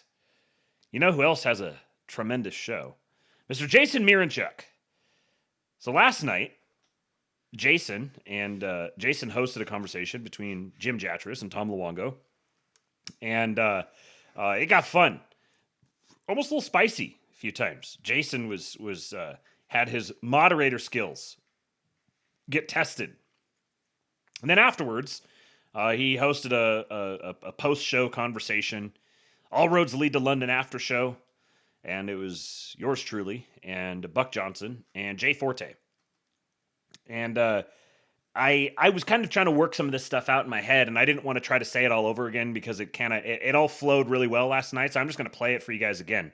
There's several different clips. We'll jump around a little bit in this, but kind of elaborating on the ideas that Susan was talking about, and in particular this idea, the thing that British versus Jewish versus European, everyone kind of has their own, is trying to talk about this phenomenon, and they don't. Yeah, this is the thing that I was kind of trying to talk around and trying to address, because it's not strictly British, it's not strictly Jewish, it's not strictly European. There's a lot of different words that could be used to describe it, but it's sort of it's a unique phenomenon, I think, in history, to have an empire. The British Empire was not really British. Like it originated as British, and has strong ties to Britain. And it has lots of British representation within it, and it existed for the sake of Britain for a period of time. But it is not, now when I hear it, like, this is the thing that I've started doing in my own head, and maybe you guys could, you could rewire your brain this way. The title of the empire is the British Empire. Like, that's just like its name. Like, think British Empire as a trademark. And so when people talk about the British, they're talking about the people who are beholden to this empire that has this title, as distinct from the actual English people. So it's British in the sense that it's something that's associated with the empire that bears the name British. So this is the sort of thing I was trying to talk out here, and I'm just gonna rock and roll, let it play. We're starting about the 45 minute mark. Okay. And also right. the banking cabal that occupies the city of London is actually that started in the same way that the capital of Christendom has moved around throughout history. The capital of the city of London has moved as well. So it has been. I kind of harped on this for a while, that the similar reasons. Yes, and it's the same group of people now. So like that group of people, it's a coalition of people with aligned interests that. I got to say, it's very odd. I don't listen to myself very often. I never go back and listen to the shows, almost never. Listening to myself is very weird. And sitting here and playing myself and commenting on myself is a very strange experience. And I'm sure it's probably weird to hear me talking at 1 1/4 and then me talking at 1. Was originally seated in, it was, if you go back a few hundred years, it was in Venice. So it was Italian at the time. And there's a connection here to the Roman Empire, and so, Venice, but it was not Spain to Holland, because remember, yes. Amsterdam was also the Dutch East India Company was a precursor to the British West India Company, and right. I mean that was just a transference. Yeah. So it's jumped around, right? Right, and you can see it sort of has its footprints across the different governmental systems that have evolved over that time as well. So you wouldn't have referred to the Dutch East India Company as a company until the concept of a company emerged. But just because it's a different legal structure doesn't mean it's different people. It's the same group of people, and it's a coalition of people, and sometimes different segments of that coalition are more in power than others. It's their pet issue that's really driving the day, and it kind of shifts around. It's easy to think of like the English people. You can think of these people as like racially, nationally, like they have the specific plot of land that they're identified with, and it's kind of like a nice closed group of people that you can conceive of. Bad tea smell like tea, right? Yeah, but this is like currently their headquarters have been in London, and they've been in London for a very long time. They have a number of other headquarters as well, but like this is a primary headquarters that they're identified with. There's a lot of different races or ethnicities who are represented among this coalition that is operating out of that power base primarily. And they're not ideologically given to a particular empire for like nationalistic reasons. So when the British Empire was the global empire, then they inhabited the body of the British Empire, and they wielded the structures of the British Empire to promote their own interests. That didn't make them British per se, even though there were British people and Dutch people and French people and German people and so on. There's a lot, and obviously Jewish people. And then there's a particular representation among Jews, given their lack of not having a country for a long time. So they naturally are going to glom onto something that's kind of transnational and more. Well, they've been doing the bouncing around sort of thing. Yes. Right. Right. So it is the Jews, but it's also not the Jews, and it is the British, but it's also not the British, and it is the French, and it's also not the French. That's why I've said it's almost kind of like an emergent ethnicity, sort of. It's like a transnational ethnicity that's comprised of a bunch of different races. Which is also why they don't give a crap about nationhood or yes, not even just like they're evil, so they want to do these bad things to you. They literally just don't give a shit about it. Like they don't. Them, it's like, this is a contrived nothing burger. Anyways, look at us, right? We're vampires of all different nations. We don't care. So they're just basically projecting their phronema, right, onto the world and saying, well, we live like this. It's fine. You're going to live like this. And if it doesn't work out for you, I don't know, whatever. Like, go use Canadian healthcare, I guess. Get over it. This is the cabal that it arose out of continental Europe. Like, that's really where it's a network of powerful families and banking interests and corporate interests that have emerged over the course of centuries into this sort of their power base is Europe, and they've projected power out of Europe. There's lots of different reasons for that, but then the transition into the Industrial Revolution really was kind of a sea change in the way that they managed the structure of this empire that they inhabited, that they ran in the name of the British people. So the way that they constructed the global empire and the way that the empire went global, like truly global, the sun never sets on the British Empire. It was the most expansive empire of all time. It was a mercantile empire built on international trade and naval shipping routes. That was the basis of their power structure, and they set themselves up as the middleman to extract a vig on basically every transaction that's happening in the world at any given time, and controlling trade routes and charging shipping insurance and controlling armies to protect and keep these routes open, and so on and so on and so on. And they maintained all these different colonial holdouts that they had an extractive relationship to. So they pulled all these raw resources in from the various different colonies and then processed them locally, domestically, turned them into finished goods, and sent them back out again. Now, the United States, as it emerged onto the scene, represented a completely different project than everything else, given the particular geographic happenstance of North America as a continent, its ability, but then the diversity of resources and climate and intercontinental, intracontinental navigability, all waterways of the Mississippi River Delta, and the vast ability to produce amazing resources. It's one of the only places in the world that could legitimately function autarkically. That is like wholly cut off from the rest of the world. We have more than enough resources here to fund ourselves to maintain complete and total sovereignty. That became a colonial outpost that grew out of their control under their current model. So they had to shift their model to account for this. Part of that involved taking an L in some wars, but just because they took an L in those wars doesn't mean they just went, oh, okay, I guess we just got to dust our hands of this. And, oh, look at that. Now America's outgrown us and we're just subservient to America. No, there was an incentive there for them to say, okay, America, oh, look at that. America, they're the powerful ones. They're the ones in control now. Look at how amazing America is. Please, America, have faith on us. Have pity on us. Poor old imperial guard. Please, here. What we'll do is we'll teach you how to run an empire. We'll give you all of the structures and mechanisms and guidance, and we'll make sure that you do that. One of the most important things needs to be that we have this Marshall Plan. We have this. You need to take a money printer and you need to install this money printer over here so that we can ensure communism doesn't take over. If you don't do this, what's the alternative? Right. And it's communism, and then it's radical terrorism, and then it's and then it's climate change and so on. That went on to be not communism but Russia to a lot of people. Mm-hmm. Like those sides have still stayed the same. That was a brilliant rundown of it, but it's like communism, Russia, and now people like the whole sides thing have, it's switched. People on our side that would have gone against communism go ahead. Sorry. Well, no, here's the other thing that should really piss you off, Jay, or anyone living in the South, because Matt brought up the Mississippi, right? And and then just to tack on what Tom was talking about, like Pacific is actually the center of the world is actually the Pacific.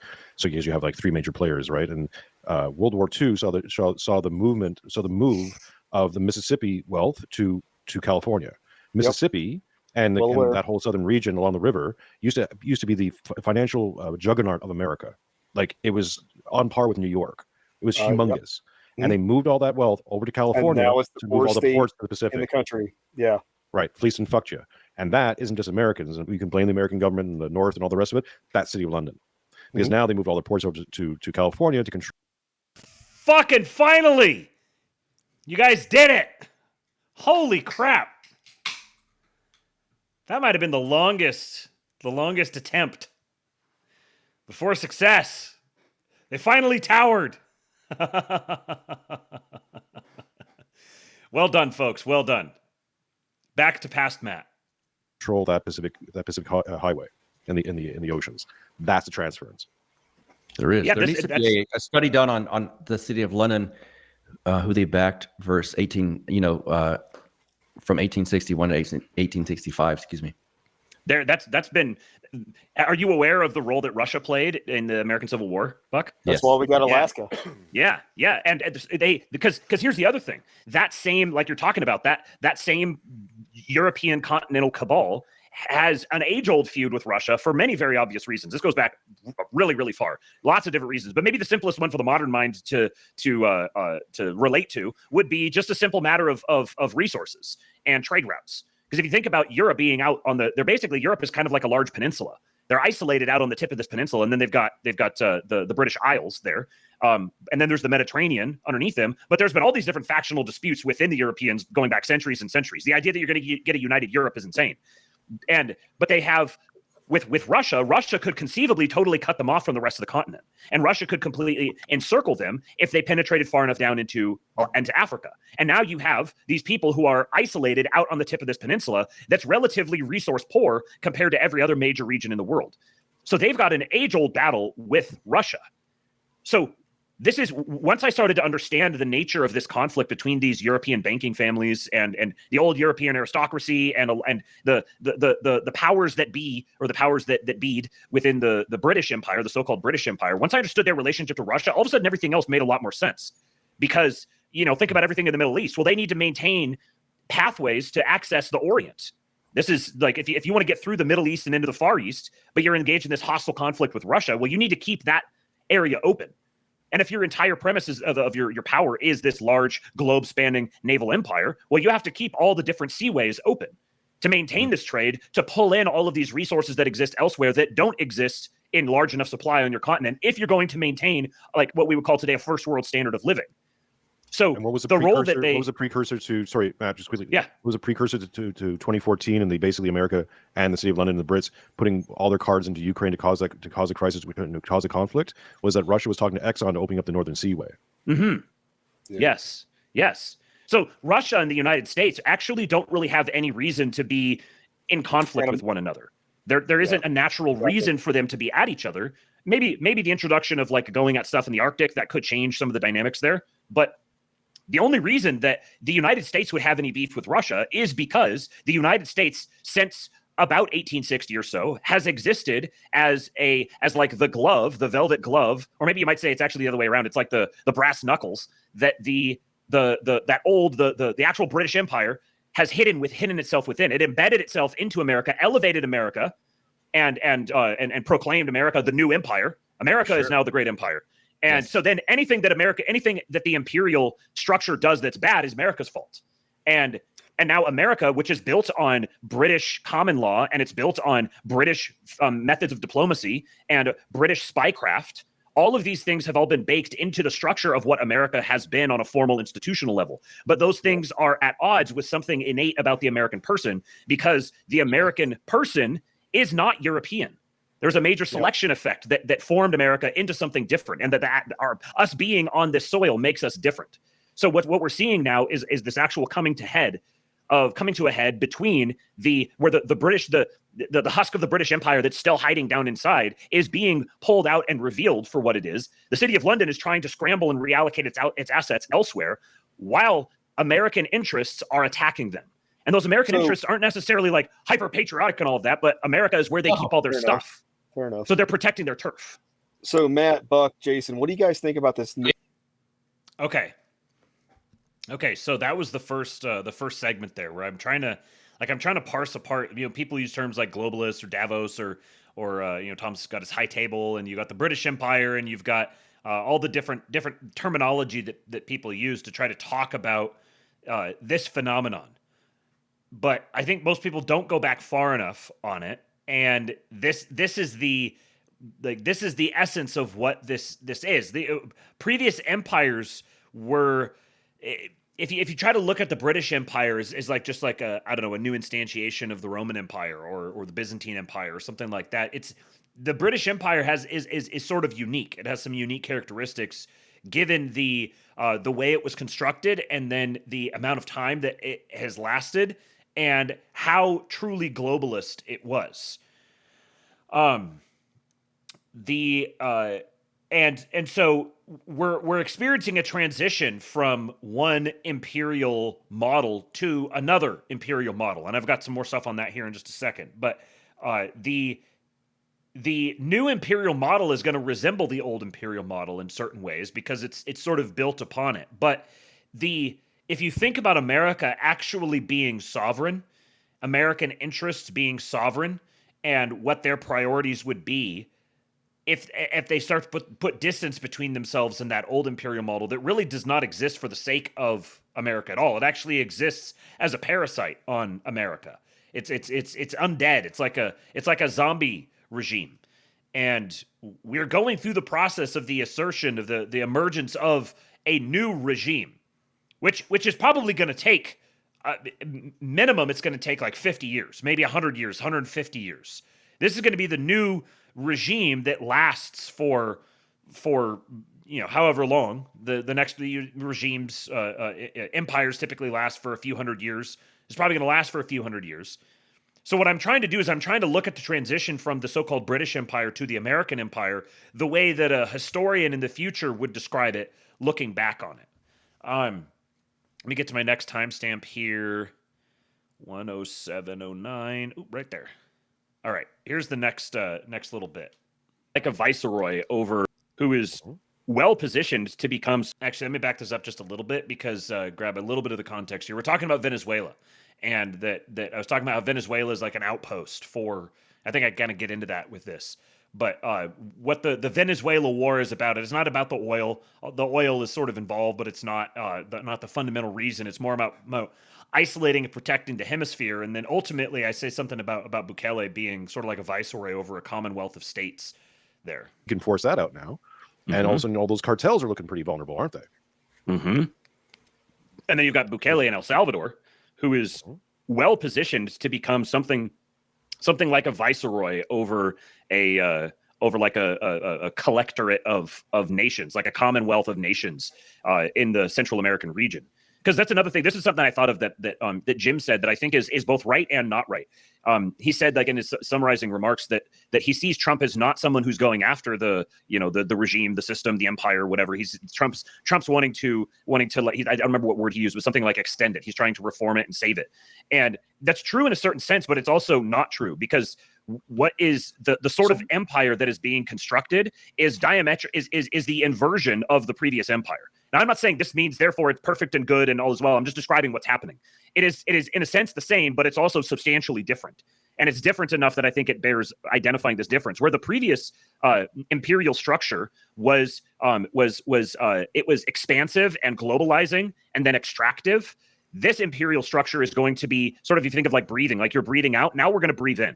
This new imperial structure is going to be constrictive or contractive. It's drawing resources back in. It's pulling itself in tighter around itself. Now it's going to be continuing to expand because this is like relative action that's happening here. But more and more other regions in the world are going to become functionally part of the United States, but with a different formal structure than the way that it's not going to be colonization. We're not going to do colonization again. We're going to do an American form of colonization that's going to take a different form. It's going to be built on different principles. And it's going to be much more about America is going somewhere and everyone else is going to get dragged along with it, as opposed to the British system, which was more static. It was more like we're stationed here and we're expanding out, whereas the American system is like we're going here and we're going to drag all of you in our wake. So okay, and then actually I got two more here. So next timestamp, I actually took notes for this, wrote this down, because I was kind of. I was working through this in my own head. There's a lot of stuff that I've thought about and I've kind of talked about here and there before, but I was sitting here kind of working it through and talking it out. That's usually the best way that I think is by talking stuff out. So this next segment here is about 5 minutes long. Yeah, mm-hmm. That's why I bring it up. Yeah. Anyway, yeah. Go ahead, Matt. What I was going to say is that I think this is a bunch of thoughts I just was hammering out in the King. Yeah, Mr. Stu, exactly. This empire will be set up in a way it incentivizes all nations to cooperate by being nationalistic. Yes, yes.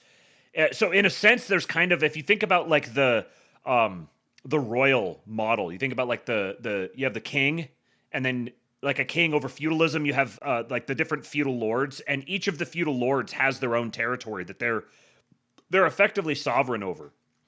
And then the feudal lords they all come together and they cede their power into the king, and the king protects them. He extracts commitments from them, and by engaging into this relationship, they're making their territory part of the king's domain. That's kind of the model, except you kind of scale it up a level in the fractal, and the U.S. homeland is the king, and then all of the other allies are sort of like the feudal lords. And so they maintain their own territory. Their territory is identified with them, but they're all subservient and paying obeisance to the central head. Discord between the two shows here as I was kind of working it out for myself. That the first year of the administration, I've seen this narrative that's running, and it's kind of inevitable. Not surprising that part of the problem here is that Trump has spent so much time focused on foreign policy and ignoring domestic policy. And I kind of reject I think this is a fake dichotomy. This is kind of a bullshit dialectic, foreign versus domestic. There's no such thing. But to the extent that it is a thing, it's a thing because people think it is a thing. So when you're talking about votes, when you're talking about electoral impact, there are probably lots of people like, oh, he's focused on foreign policy and not focused on domestic policy, and I wish he would focus on domestic stuff. Not realizing that what he's been doing is he's been laying the groundwork for the domestic policy changes. The reason the first year had to be spent with focused overseas so much is because what's he doing? He's establishing the tariff regime. He's setting up the trade relationships, restructuring the money flows, securing the foreign investment that's going to be necessary to try to speed run the recovery from what took, I don't know, decades to happen. Like he needs to make up decades of decay in 2 years, essentially. And so how are you going to do that? Well, one of the best ways is if you're restructuring all the money flows, ensure that when people are sending their money into the United States, when they're investing in the United States, they're not investing in T-bills. They're investing in factories. They're investing in infrastructure. We're going to take your infrastructure. We're going to induce you to participating in the same economic system you've been participating in. But instead of spending money on this thing, you're going to spend money on this thing. And we're actually going to benefit from this thing. It's going to create a positive feedback loop. You're going to have to bend the knee to the imperial headquarters, but you've already been bending the knee to the imperial headquarters. That's what you've been doing the entire time. Now you're going to bend the knee to the imperial headquarters, and instead of holding our currency hostage, you're going to invest in the infrastructure and create the basis for the jobs and the decreased cost of living that is going to facilitate the revival of the American middle class. That's something that can't be. And I'll just add to this that when you are the offer that's being made to these countries is that you're going to invest, say South Korea, you're going to invest in building our infrastructure and scaling up our productive capacity, and in return, we're going to scale up your ability to absorb our productive capacity. So what we're offering you is an elevated standard of living. We're going to pull your standard of living up in return for participating in a cooperative way with us scaling our standard of living up. If America is going to become the productive capital of the world, America is right now the major consumer market. We're going to become a major producer market. We're still going to be consumer market. We're also going to be producers. We're going to be producing out into these other markets. And if you want to participate in this and to get the benefits of participating in this relationship, then you're going to have to bend the knee. And if you don't, you're not going to get access to this consumer market because everyone else is worse off. Even as bad as this consumer market gets, everyone else is worse off. You're not going to survive. You're not going to be able to maintain your own levels of production. You're not going to be able to scale yourself up. And the consequence of the old imperial model is that you're going to go bankrupt. So sure, okay, maybe we're all going to go bankrupt. And we're going to be the least bankrupt. We're going to be the ones who can sustain it and survive through it the best. So here's your opportunity to get on board and participate in this mutually beneficial arrangement. Zoomer Dylan said the empire that's not an empire. He says he loves that kind of paradoxical thinking. I do too. That always gets me. It hooks me when I see something like that. There's so many interesting examples of that. But in a certain sense, it kind of makes sense that you would have an existing imperial structure, and the new imperial structure is going to arise in the negative space, because the old imperial structure is occupying the positive space. That's where it exists. So there's gaps, and those gaps are the things that are going to be populated. So in a certain sense, the new imperial structure that arises is going to be sort of a photonegative of the old one, which means it still has kind of a similar form and function, but there's an inverted aspect to it, because now it like you have the pictures that you look at, where depending on how you look at the picture, it either looks like I don't know, like two old. What's the one that's like two old ladies, and then, or no, there's one that's like an old lady or a young lady, and it's depending on how you look at it, or it's like two butterflies, or it's a goblet. It's the same picture, but you can see it in two ways. I think there's a dynamic that's like that with the old imperial model moving into the new imperial model. So what we've known as empire has been defined by the imperial model that we've lived in. We're going to live under a new imperial model. I mean, we're going to live through the transition period. It'll be more like our grandchildren will kind of experience the fullness of it. But it'll redefine kind of what an empire is, even though it'll still maintain a lot of the same characteristics. Be done in a year. So they had to do all of the external stuff, the interfacing with the external stuff, in the first year. And both Scott Bessent and JD Vance have both said repeatedly recently that there is stuff coming down the pike on housing and student loans in particular. And those are going to be things that really, really move the needle. The H-1B stuff, the immigration stuff, that's really, that's necessary. It has to be done, but that's not necessarily an electoral winner. People are willing to tolerate that. We're speaking on the national electoral map. People are willing to tolerate that, but they don't want to get the heebie-jeebies about it. Hammering away on the H-1B program is not going to be a major electoral winner, even though it's absolutely necessary. And down the line, people are going to be like, oh, wow, that was really great that happened. There's probably 5% of the population that could even define H-1B. And that subset is going to skew heavily toward people who are like immigration advocates or H-1B hiring offices. Yeah. So the majority of people don't care about that sort of thing. That's not going to move the needle for them, even though it is tangibly making their lives better. The stuff that's really going to move the needle electorally is going to be addressing the cost of living, the economy, the cost of housing, healthcare. Tariff dividend checks. It could really be that simple, that you send out a $5,000 tariff dividend check and you just bake that into the budget. It's going to have to happen. And you try to direct it in such a way that when that money hits the populace, it goes in the right directions. I remember the black guys who were like, I ain't voting for Biden. That nigga Trump sent me a check with his name on it. I mean, sometimes electoral politics can be really, really simple. But to the country. Okay. Last segment here. And this is where I kind of, the analogy that I used about the breathing in of you kind of have this inhaling and exhaling dynamic too. If you think of the human species, if you think of the human beings, organizations of human beings as entities themselves, they have a lot of the same characteristics that individual humans do. There's a fractal dynamic there. Haven't talked about fractals in a while, but the fractals are back in again. A human society has a breathing dynamic to it. Expand, contract, expand, contract, expand, contract. So that was something I'd referenced earlier, and then this is me kind of picking that up and elaborating on it. Matt, I want to hear your closing thoughts though on the real discussion. Okay, so on the I've been sitting here kind of contemplating the analogy I was talking about a little bit ago about the structure of the empire, and sort of this, you have I see empire as this like ever-present thing in human history. And it's actually I've got a long thing I've worked out in my head that's like empire is the Tower of Babel. Like this is the same trend here. But it's the striving toward empire is not a thing that's ever going away, and empire itself is not bad. It's a natural, inevitable, fractal scaling up of the family.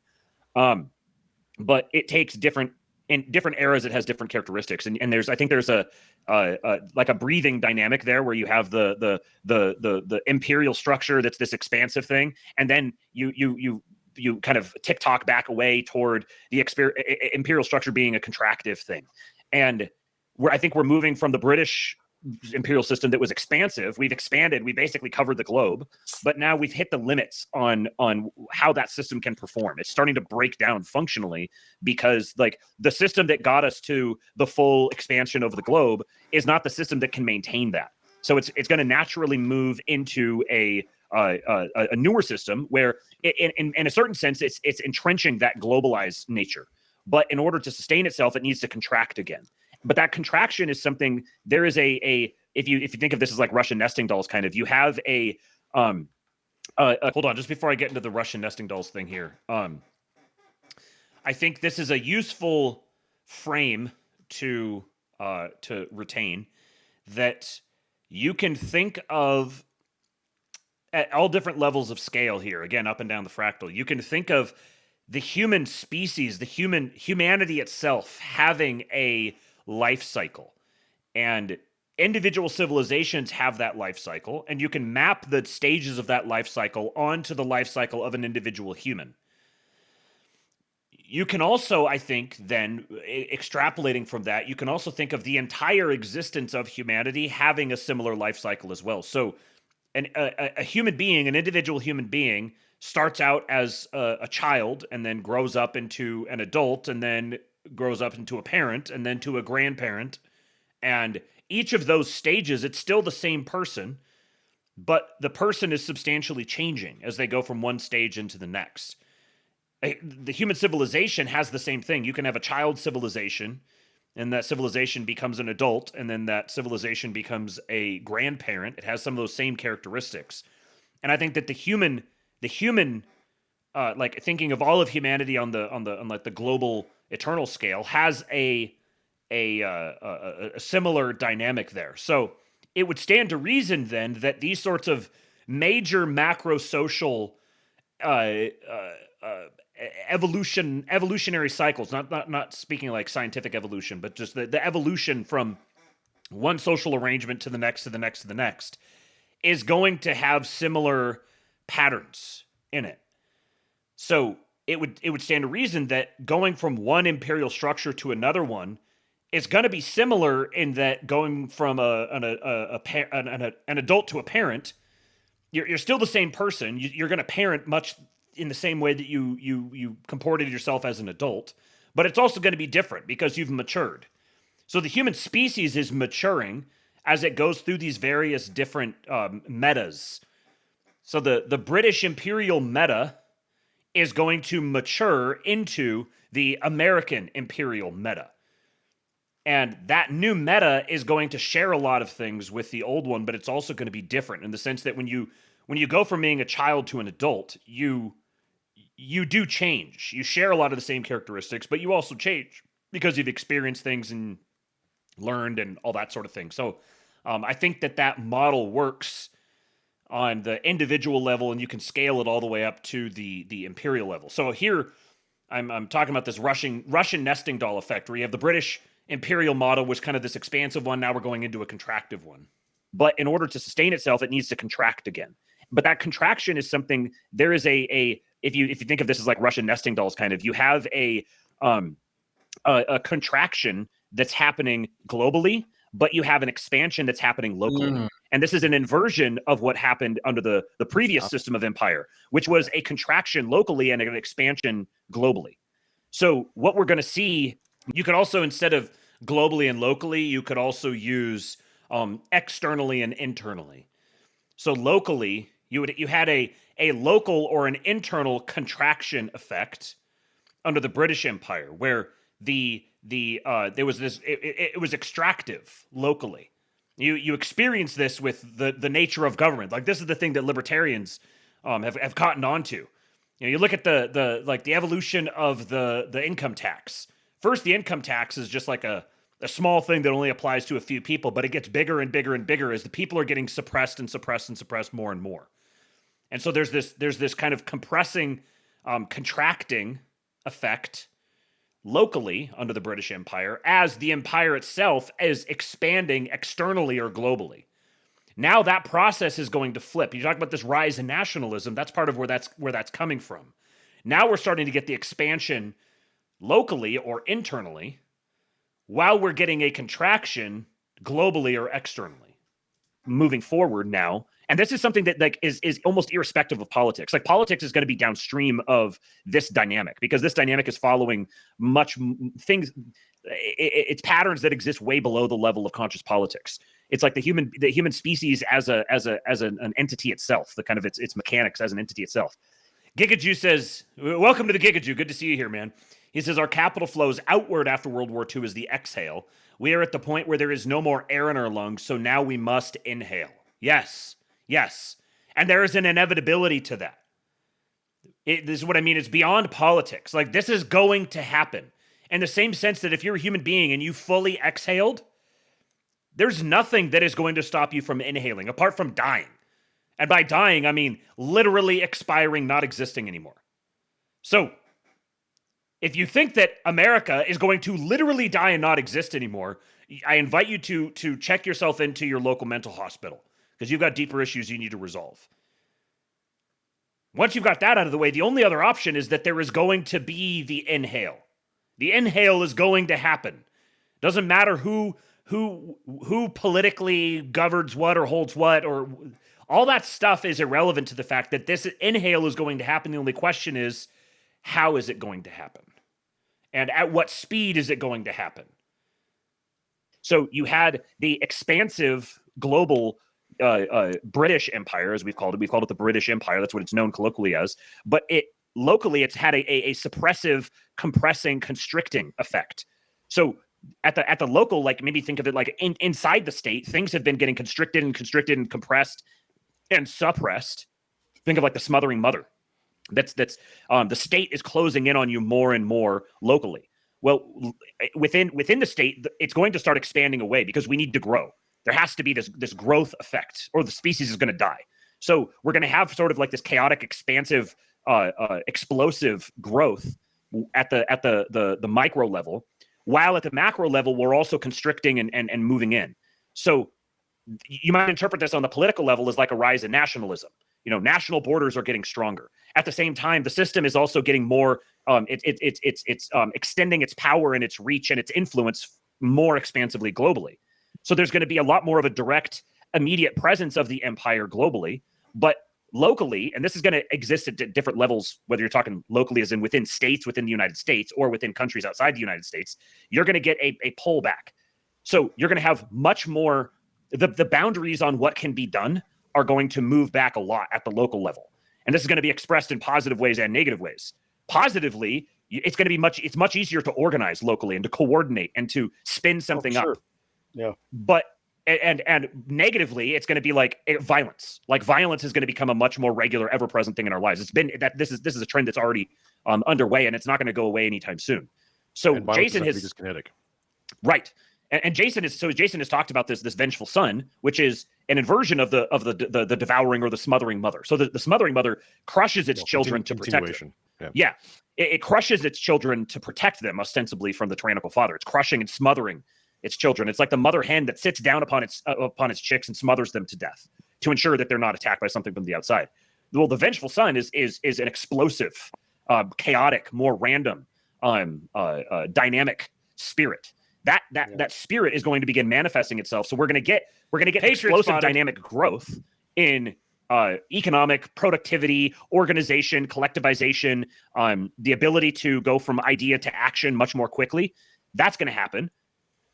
But that's also going to mean that we're going to have much more, for example, political violence. People organizing and attacking and killing each other is going to become a more regular present thing. These are both like two sides of the same coin, sort of. So we've had a sharp decrease in political violence, while also having a decrease and increasing decrease in our freedom to be able to start a business, to buy property, raise a family, all these sorts of things. Those things are going to become easier, but there's a trade-off here. As those things become easier, it's going to become a lot more chaotic and dynamic and unpredictable. So you New York kind of have about to be an experiment of what you're describing. Yeah. It's going to be. You're going to have a lot starker of a, like, before using the same framework, the British Empire is much more homogenizing. It's kind of like blurring and blending everything together.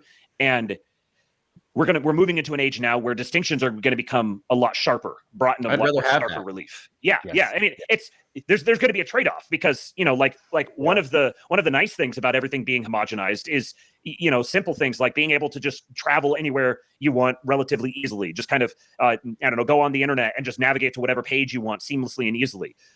like having English cater to you in lots of different places you go. Like these sorts of things these are homogenizing, globalizing things that we take for granted that we kind of like.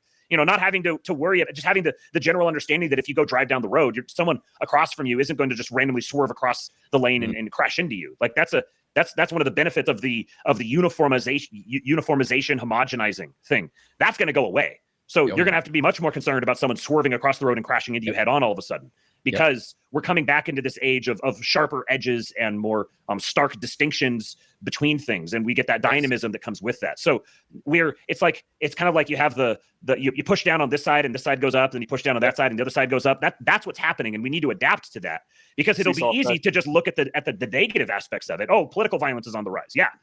Political violence used to be something that was pretty normal. People always just, you'd go shoot someone or you challenge someone to a duel. This was much more normal before. So I think a lot of people are still stuck fighting those old battles of homogenization and the suppressive effect, when the new battlefront is beyond that. Yeah. One of the things that really illuminated. Okay. That was those were the clips that I wanted to share from that, just so I didn't have to try to replicate it and try to bring all those thoughts back again. Custod Estro says the swerving into oncoming traffic is another thing which is already on the rise. Yes, that's exactly what I was thinking of when I said that. Now, okay, we got some contributions to the Make More Ericsson's Fund, so let's get through those, and then we're going to talk about. I got one more thing. Kind of, I'm beating a dead horse now with this, but I have it in the stack, so I'll just read it.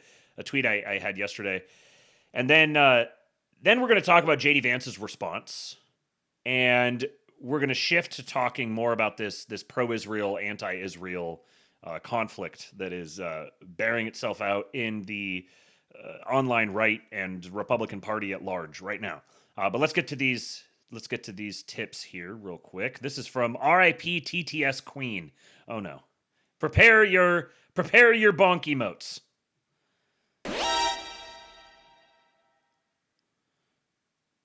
Bring back our girl or the German. Clearly Americans can't make money in the TTS game. It's an overproduction of mercurial shitheads who only know instrumental reason, literally cannot fathom anything else. Midwits with a mission are always a problem. We need to is the American dude talking, is that not induction enough to support the show? Do we need to bring back the strange Luis from Bob's Burgers voice to cater to you guys, to get you guys to support the show? Maybe we'll do that. I don't know. I don't want to do that. I don't want the freaky girl voice, but it would be fun to have a different voice. This is also from RIP TTS Queen. Return to when the British Empire was good, or 100% tariffs and closed borders as the gods intended. Praise Tyre. Nee Indians. Time to slay some natives and bankrupt ancient empires. For king and country. Hell yeah!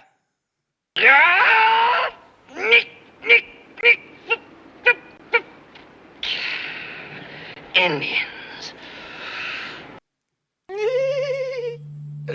Good morning, bastards! Bog Bucks. Oh, there we go. Maybe I need to bring back Justine, because it is Justin, but it sure sounds like Justine.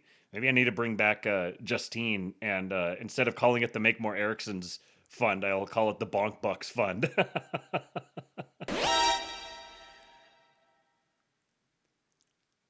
Empires cringe when they do it. It's based when we do it. Yes! The superorganism of humanity is the imperial project. You can either imperialize or be imperialized. Heil Hitler. Yes! Yes, that's right. You can either imperialize or be imperialized. There is no other option. And one more from RIP TTS Queen. Can't wait for the Canada Reich patch. It would be the best. Well, I know who is going to be the governing officer of the Canada Reich patch. I know exactly who it's going to be. Shout out to our Leaf boys. All right, so yesterday there was this is funny. This account's actually been suspended now, but Fugitive Trucer was quote tweeted this guy who said Something to the effect of that he's around a lot of cattle ranchers who are like big Trump guys, but they're really upset that Trump is making American beef more expensive. And he says one of the final selling points back in June of 2025 was that America wanted to sell more beef to Britain, and Trump was pushing hard for American ranchers. This just shows how people lack loyalty and don't remember anything you do for them. And I said, I keep seeing examples of this dynamic where a major millstone Trump is dragging around is the demoralization neurosis wrought by the synergy between the Con Inc. sandbaggers to his left, who want to lose, as you delineate. He talked up here further that there's these people who the Republican Party itself doesn't want to fight and doesn't want to win. They're looking for any excuse to be defeated. This is the traitorous Congress. They don't actually want to win. As we're seeing this the way that the shutdown is bearing itself out and the whole stuff over the nuclear option. The N-word. They don't want to win. So to Trump's left are the Con Inc. sandbaggers who are intentionally trying to lose. And then ostensibly to his right are the Black Pill Brigade, who instinctually assume he's always trying to sell them out, whether because of Israel fatigue or limited government anti-statism or deep-seated contempt for Yankees or simply identifying as a dissident who always loses. That Black Pill Brigade has a lot of different motivating factors, and those are the ones that came to mind when I was writing this out. It manifests all over the place, but its effect is weighing down enthusiasm in the base for bullshit reasons like he's screwing over the domestic beef industry. There's a major info gap that needs to be filled here because we have no coherent press organisms that can frame these things for the normies, and anyone who tries to gets shouted down as coping or trusting like a sucker. So the administration has to dedicate extra time and energy to debunking and championing their own record, not to win over so-called moderates, but just to keep their own base from constantly melting down and doom spiraling. It's so plainly obvious that they're keenly aware of all these issues, and they're doggedly working their way through a coherent order of operations as they try to both unwind decades of decay and chart a new path forward. And I wish they could focus more on that and less on babysitting their own base. So this was J.D. Vance's reaction this morning. Very interesting. Some interesting points that he makes here. Some strong signaling. Yeah, sandbaggers could be here, he thought. I hate sandbaggers. Let's get some slutty milks in the chat. Our vice president says, I think it's idiotic to overreact to a couple of elections in blue states, but a few thoughts. 1, Scott Pressler, TPUSA, and a bunch of others have been working hard to register voters. I said it in 2022, and I've said it repeatedly since. Our coalition is lower propensity, and that means we have to do better at turning out voters than we have in the past. Another way of saying lower propensity is disloyal. Trump voters are disloyal. And far too substantial of a number. And a lot of the people who are manifesting that disloyalty are themselves contributing to this lower propensity. They're the ones who complain about this lower propensity phenomenon. They're upset with the normies for not getting on board. And they blame the administration for it when they could be spending that time and effort and energy on propagandizing on behalf of the administration to turn those low propensity voters into loyal high propensity voters. Number 2, we need to focus on the home front. The president has done a lot that has already paid off in lower interest rates and lower inflation, but we inherited a disaster from Joe Biden, and Rome wasn't built in a day. We're going to keep on working to make a decent life affordable in this country, and that's the metric by which we'll ultimately be judged in 2026 and beyond. And I'll just note that both Trump and Vance have said this exact same thing. It was the first thing they said immediately after this. They are perfectly on message. The goal for 2026 is affordability. He's saying the exact same things that Susan Kokinda was saying. The top of the administration knows exactly what time it is. Number 3, and this is what's very interesting. He is exceptionally good at this. He gets it. He gets it. Unlike almost anybody else in the game right now. He really gets it. Number 3, the infighting is stupid. I care about my fellow citizens, particularly young Americans, being able to afford a decent life. I care about immigration and our sovereignty. And I care about establishing peace overseas so our resources can be focused at home. If you care about those things too, let's work together. Very interesting statement given what's currently going on in the Republican Party among the factions who are vying for control over the Republican Party. Some want to control it to either use it for their own ends or destroy it.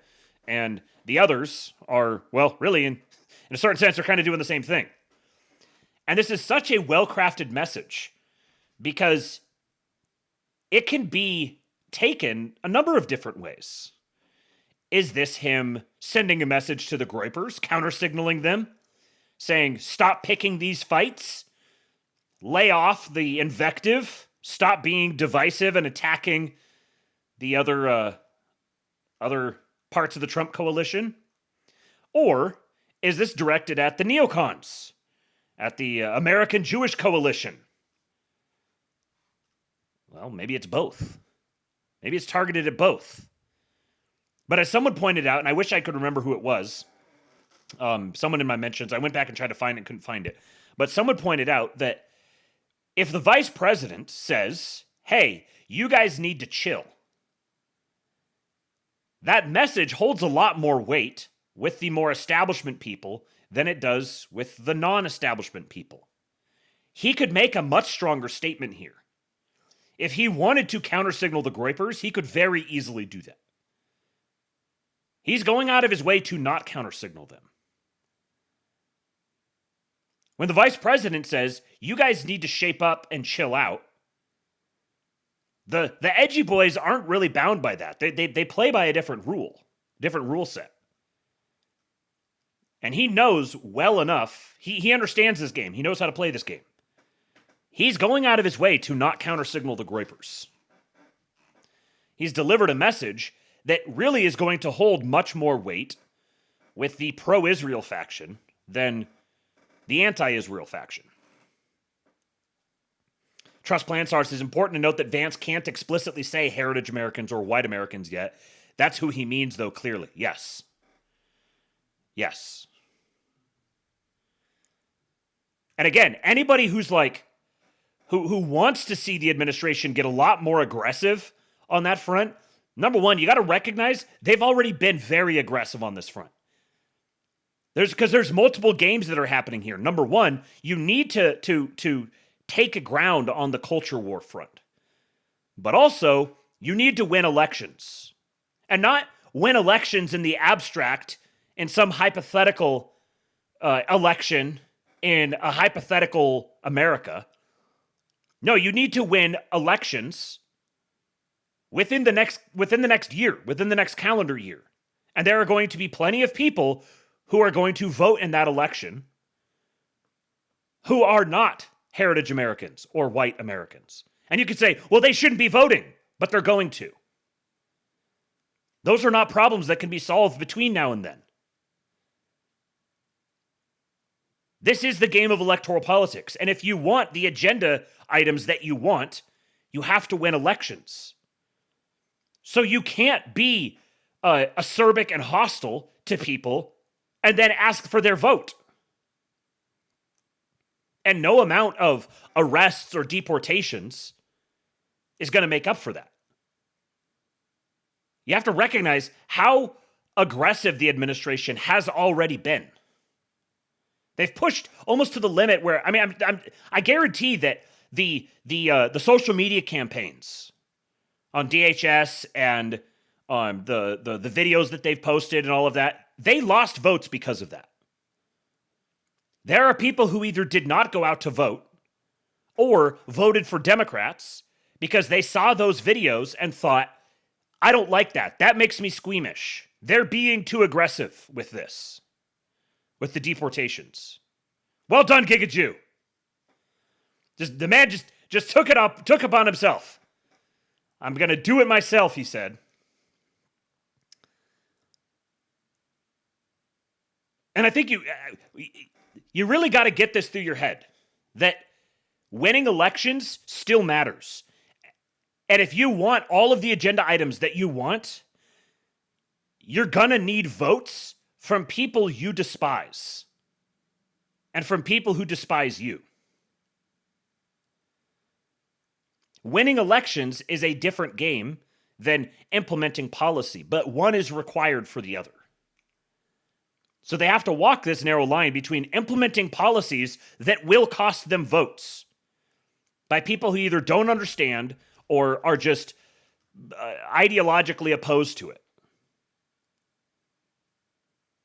Attacking H-1B, mass deportations, these things are, and will cost them votes. Are costing them votes and will cost them votes. If you want them to go harder on that, you have to recognize that going harder on that will make it harder to win elections in the next year. Now, if they do go harder on that, it's possible that they can get out a substantial enough number of people that it will offset that. But this is a real calculation that has to be made.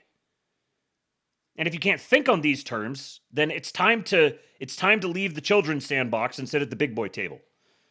Slutty Milk says Patrick Casey's natural slight smile face always looks like a shit-eating grin. It totally does. It totally does. His the perpetual smirk that he has, kind of like Scott Greer has a similar thing. The perpetual smirk just always makes me kind of chortle whenever I see it. I think he, in the spirit of what I've been talking about, I think he makes some good points here. It is time to stop putting Israel first. Now, this is something that I don't think many people on either the pro-Israel right or the anti-Israel right want to hear. But it's a message that I think is nevertheless necessary. Since October 7th, many people on the right have decided that criticizing Israel is the #1 issue. Now, I just want to be clear. I have plenty of my own criticisms of U.S.-Israel relations. There are valid concerns about foreign aid, about our focus on the Middle East versus other parts of the world. But what I'm talking about is something that goes far beyond those reasonable critiques. What I'm talking about is the people for whom Gaza is more important than America. This isn't me exaggerating or misrepresenting other people's opinions. This is quite literally what these people believe. You could look at Martyrmaid, for example, who said that he doesn't care what happens in the state or the city of New York. He doesn't care if Zohar Mamdani, a far-left race communist, becomes mayor. Okay, but this is someone who has been crying about what's happening in Gaza ever since October 7th. In fact, it seems that he's devoted most of his commentary since then to what's happening in Gaza. So it's very clear that there are people on the right who are trying to make whether or not you like Israel the primary friend-enemy distinction, and also, of course, the primary issue. What matters most is mass deportations, combating race communism, crushing the left, and taking our country back and making it better. That's no small feat, of course, and there are going to be people who are, somewhat critical of Israel or supportive of Israel who agree on that goal. But nevertheless, there are people like Tucker Carlson and some people in that orbit who are trying to make everything about Israel. They're trying to make the friend-enemy distinction not where you stand on these pressing domestic issues, but where you stand on Israel. And just to be clear... Okay, let me pause it here for just a sec. A couple of comments here. First of all, Mellon says, Trump is playing a map autist game while starting as a vassal faction. Conditions need to be met first for freedom to act. Letting disloyal friends fail is, in my opinion, part of this. Yes, I think that's very true. That's well framed in autist terms. Also, Nematoder says, I like the shit-eating smirk because I imagine how much other people hate it. Yes, right.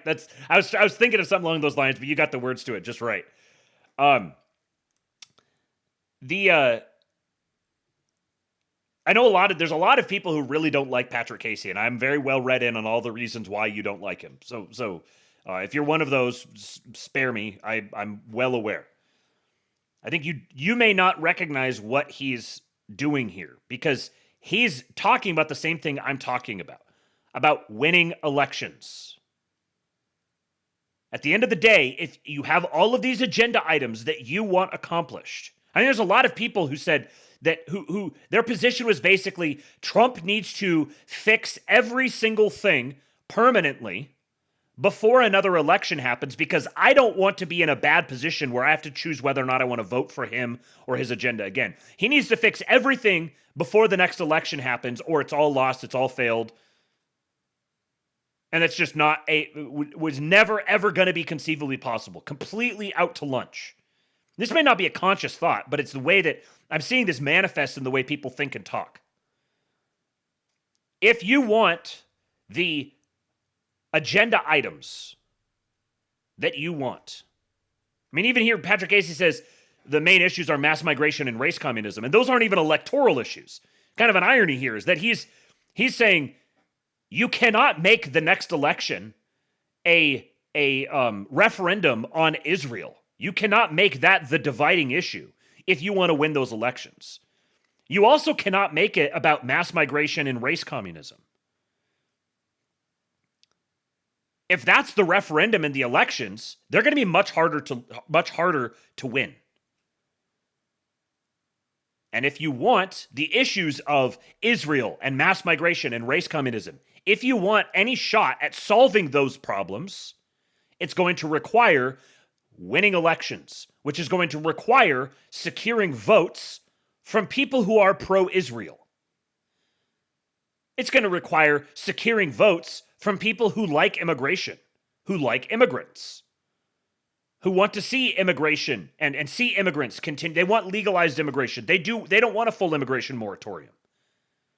You're going to need people who think that way to vote, and to vote for Trump or for Republicans. This is just a simple fact. So if you make the election a referendum on Israel, it doesn't matter whether or not the Israel issue, this is not commentary on the Israel issue per se. It's that if you choose to make that the foundational, as he says, friend-enemy distinction here for the election, you're shooting yourself in the foot. We need low time preference. These are not issues that are going to be solved in the next 12 months or the next 36 months. That's not saying that these are issues that can't be solved. That's not saying that these are issues that shouldn't be solved. That's saying that you got to dial down the emotion on this and think more cleverly, think more strategically. It's also not saying don't talk about these issues. It's good that these issues are being had out. It's insane that these issues are being had out in the way that they're being had out now. We've come very, very far in a very short period of time, which again is part of the reason why expecting this to be the referendum matter for upcoming elections is foolish. There are people on the pro-Israel wing who I feel are kind of guilty of that as well. And I think what's happened is this anti-Israel or sort of JQ right has kind of become a mirror image of some of the worst offenders in the pro-Israel crowd, where everything's about Israel. If you don't feel the right way about Israel, then you're no good. This isn't to say everyone or even most people who like Israel on the right feel that way. But I think most people watching this are aware of what I'm talking about. At the end of the day, any cause is going to have more reasonable advocates than others. And that applies to both the pro and the critical of Israel camps. Now, just to be clear, I understand why after October 7th, people were very up in arms about the potential for there to be another forever war in Israel. I was one of them. I was very critical. I said we should absolutely not be committing troops over there, and that's still a position that I hold. But the fact remains that as the Gaza war is dying down, I don't think there's ever going to be fully peace in the region. But it's very clear, especially after the 12-day war, that Donald Trump, believe it or not, is not going to get us involved in, Iraq War 2.0. We're not going to, initiate some kind of ground invasion of Iran. So now that we hopefully see that World War III is not going to happen in the Middle East as a result of anything Israel, Hezbollah, Hamas, or Iran are doing, hopefully we can all remember that what happens in America is more important than what happens in other countries. The problem with a lot of the anti-Israel stuff I see on the right is, again, that it goes beyond valid critiques of our relationship with Israel, valid critiques, good faith critiques of the Netanyahu administration into just basically mass hysteria about Jews, people saying that World War III is about to break out, people acting like Donald Trump is totally controlled by the state of Israel. Well, if you actually look into what the Israeli right says, and even some pro-Israel people here in America, Donald Trump does a lot of stuff that the Israeli kind of faction doesn't like. So he is supportive of Israel, but he is not Israel's pawn. And that's a distinction that I think you probably have to be 100 IQ to understand, which disqualifies, I understand, many of the people who obsess over Israel on Twitter all day. But the fact... I know a lot of people can't stand how smug he is. To me, it just entertains me. It's amusing to me. Incidentally, this is exactly what JD Vance said as well. JD Vance said, this administration is obviously not controlled. This president is obviously not controlled by Israel. And frankly, anybody who tells me that it is you're just signaling that you're out of touch. You're low information. You're controlled by some type of negative emotion or something like that. That you're just not maybe you're bad faith. You might be good faith and you're just ignorant. You might be bad faith. Either way, it's just like, all right, you're just, again, we might as well be arguing about, the moon being made of cheese or something.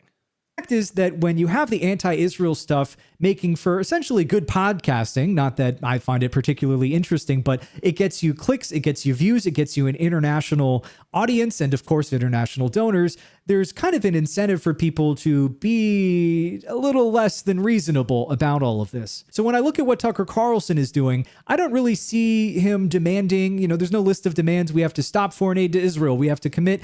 Because if that were the case, we could have a discussion. Both sides could kind of come to the table and maybe hammer out some kind of arrangement. But instead, it's just really a debate over whether or not Israel is good, the Jews are good. And that's not really something that can be solved. So for people who want to have big podcasts, for people who have axes to grind against Mark Levin and other pro-Israel figures, they just want to keep this going. But if you zoom out and you look at the coalition that elected Donald Trump, by far the most effective right-wing administration in, I don't even know how long, decades, many decades, it should be clear that without either Christians or Jews, you're not going to get something like this in the future.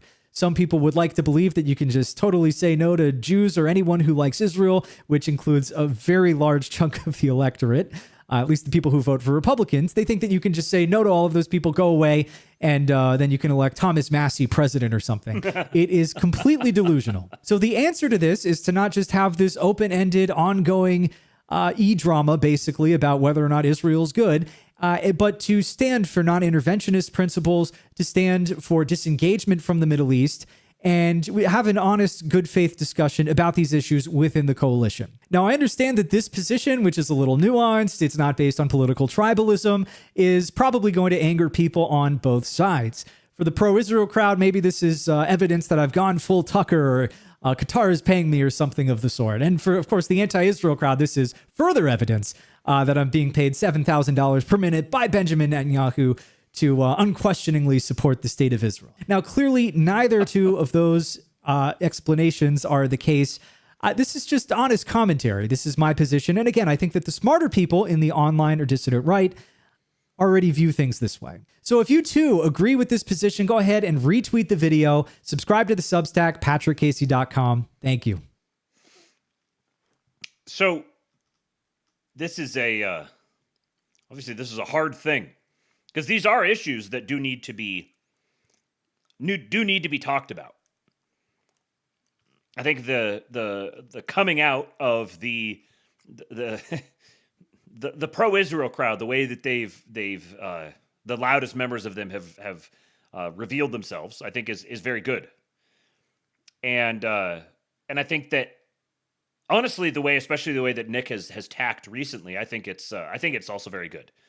And obviously, I'm very well established as a longtime Tucker believer. I adore the man. One of my favorite people in the country. But when it comes down to elections, which are going to be necessary, winning elections is required. And nobody disagrees with this. Everyone says if the Democrats win in the midterms, or if they win in 2028, the country is over. Everyone is fully agreed on that. Holy. That's like one of the things that everyone, like, hands down, can agree on.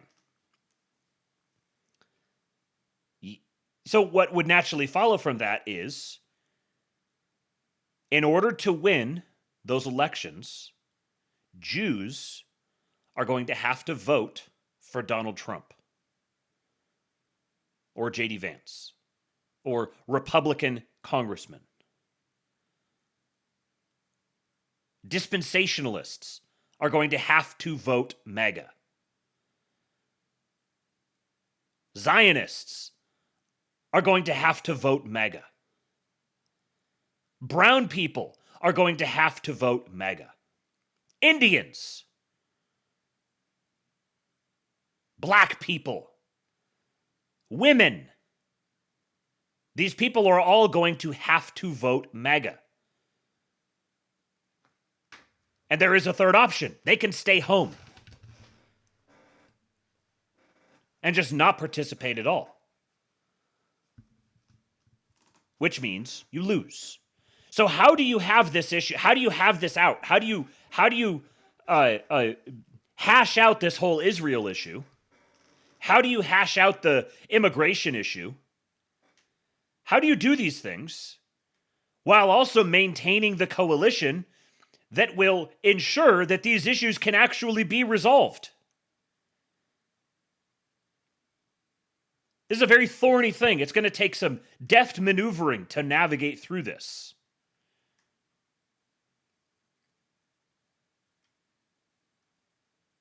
Which means it has to be done intelligibly.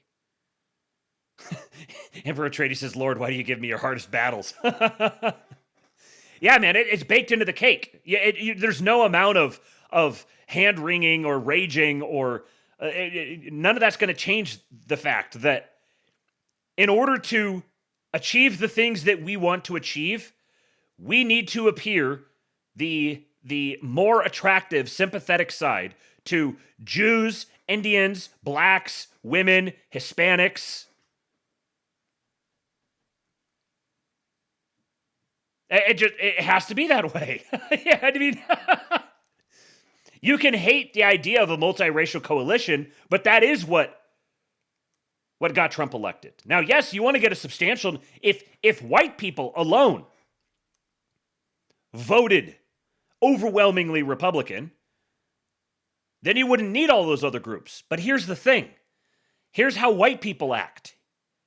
White people being so completely deracinated, they are squeamish voting for someone that Jews and Indians and blacks and women and Asians and Hispanics don't want to vote for. White people love virtue signaling with their votes. So making yourself attractive from an electoral standpoint, making yourself attractive to that diverse multiracial coalition will make white people feel more comfortable voting for you. Yeah, trust plans are. White guilt is still a powerful force. Again, I'm not saying it should be this way.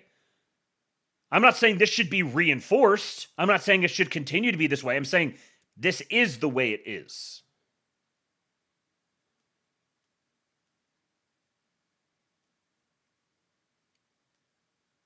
And I think if you Emperor Trady says, I know an illegal who voted for Trump. He said there were too many illegals. I presume you called ICE. That's funny.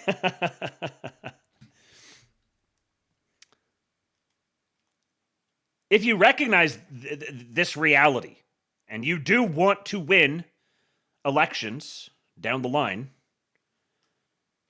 so that all of these agenda items, all these really important reforms and everything can be accomplished, that ought to inform how you go about engaging on these sorts of things and what sorts of policies you champion loudly, the ones you emphasize the most.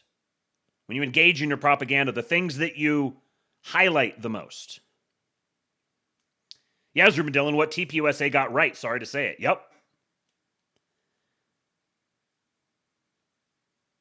We need to get smarter. And not have this like emotional, reflexive, knee-jerk, I know there's plenty of people, I know that there's an overwhelming majority of online right guys out there who would hear me talking like this and say that I'm getting BB bucks, or I'm cucking, and then I'm like, I want to win the elections. I don't care how that happens. I want the elections to be won. And I don't want to dissuade people from voting for my guys. I also want these problems to be solved.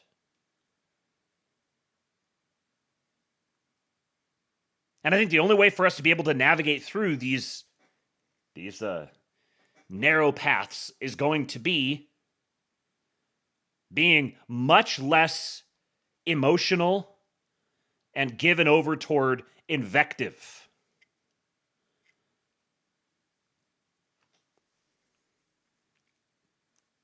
Okay. I got another tip here, another contribution to the Bonk Bucks. Nope, not Bonk Bucks yet. This is still just the Make More Ericssons Fund from I Built Rome Today.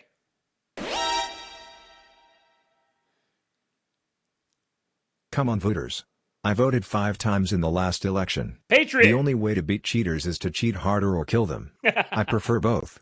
Destroy them in with missionaries at their own game by deliberately being retarded about the things you care about.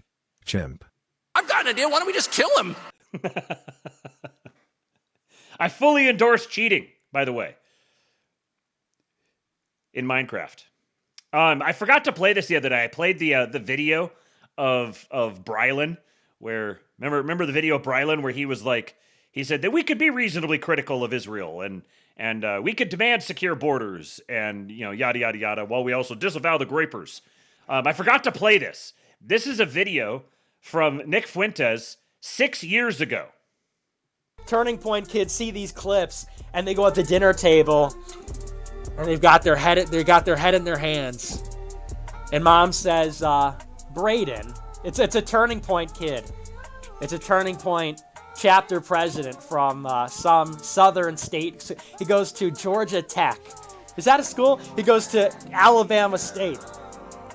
Head in his hands at dinner time. He's not touching his green bean casserole and his country fried chicken. Mom says, Braden, what's wrong? What's wrong with you? I just can't get it out of my head. What is it, Braden? What's got you so upset? You're not even touching your green bean casserole. I can't do it, Ma. I can't even say it. Come on, Braden, spit it out. There's this guy. He hosts a show. It's called America First, but it's not anything like that. He's actually anti-Semitic. He's actually a Holocaust denier. I saw him on a video, and he compared the brutal extermination of 6 million Jews to Cookie Monster. Can you believe that?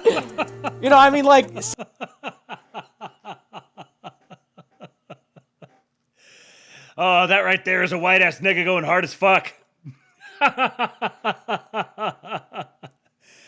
Nick predicted Brylan 6 years ago. Incredible. Okay, so New York Times article posits Nick Fuentes as Charlie Kirk's successor after being Kirk's bitter enemy. The article highlights the stark contrast between Ben Shapiro's lengthy rebuke of Fuentes and Fuentes' ascent to mainstream recognition. And look at this photo.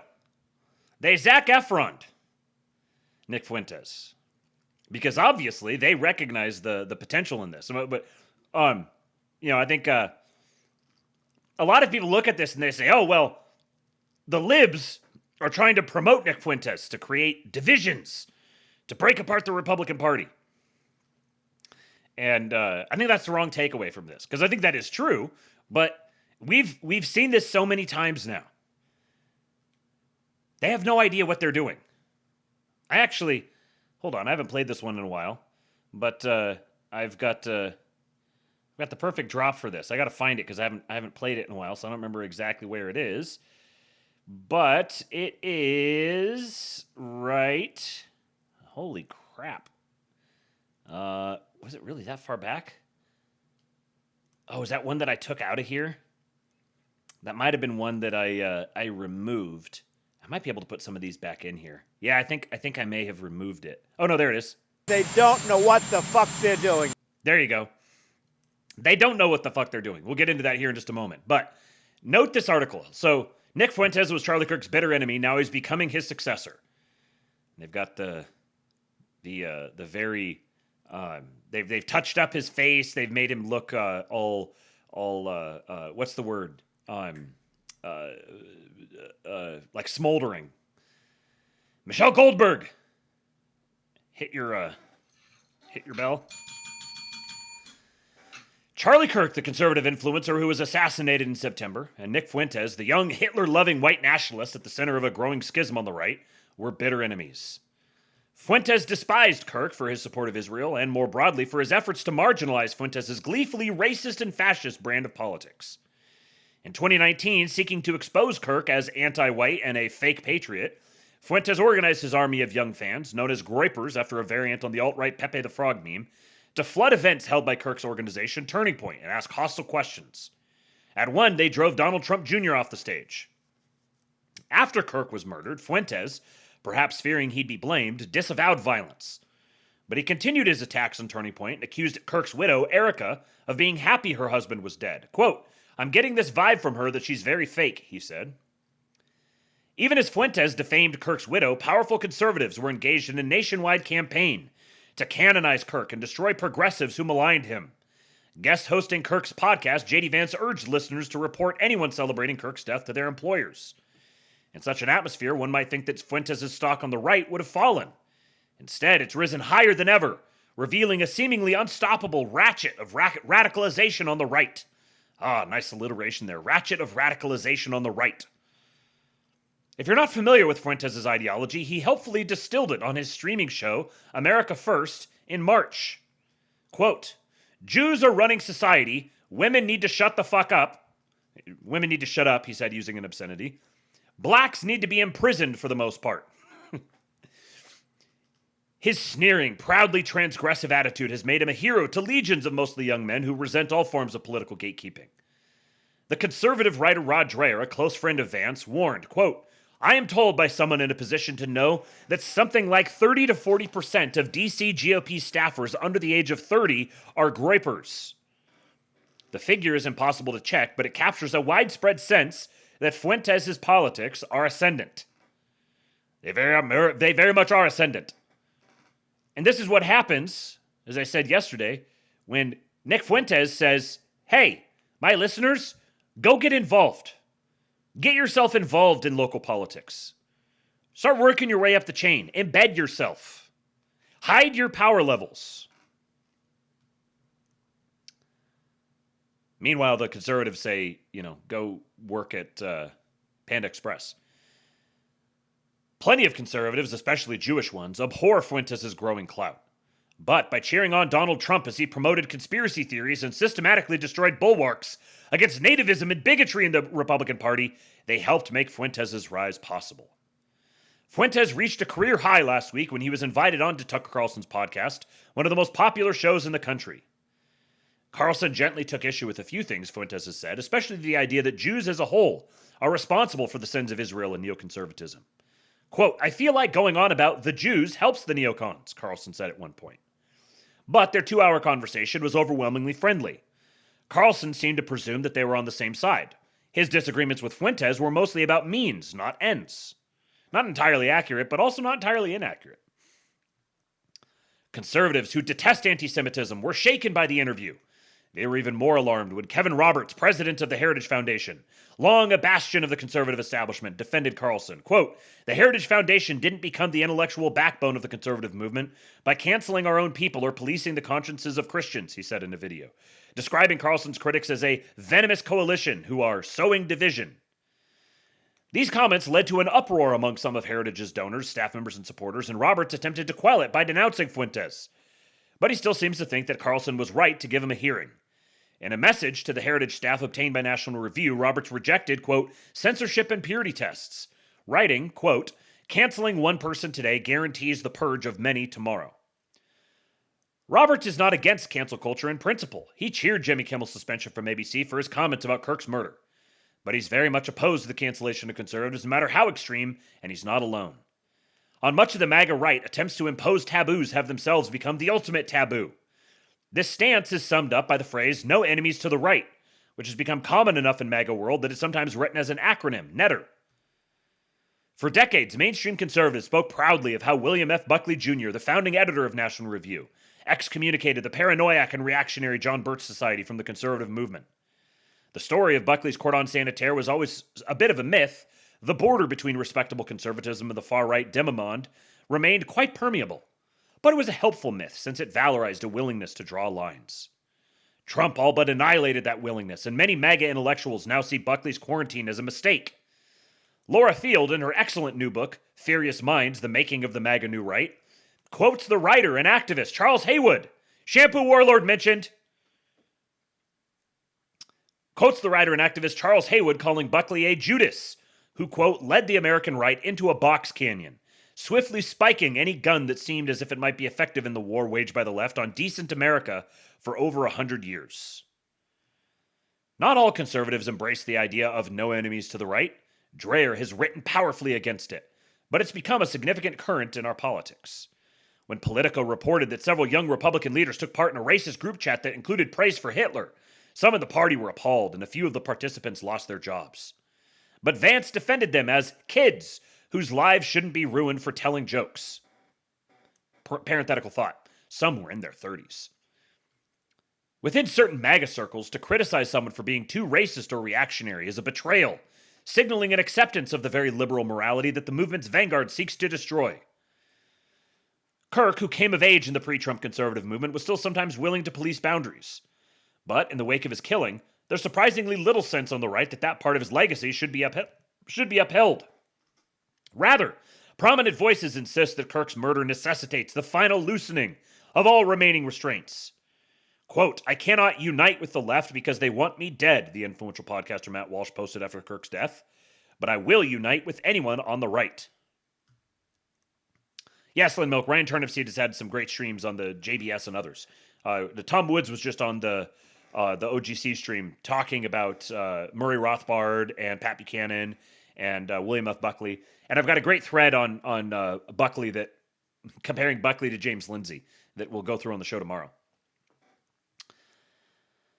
Adrian Vermeule, the Harvard law professor who has helped create the intellectual foundation for the post-liberal right, put it more elegantly this weekend as the fight over Carlson, Fuentes, and Roberts roiled conservatives. Quote, history records many cases in which cities fell to siege because, even within the enemy at the very gates, factions within the city could not put aside their mutual struggle for domination, he wrote on social media.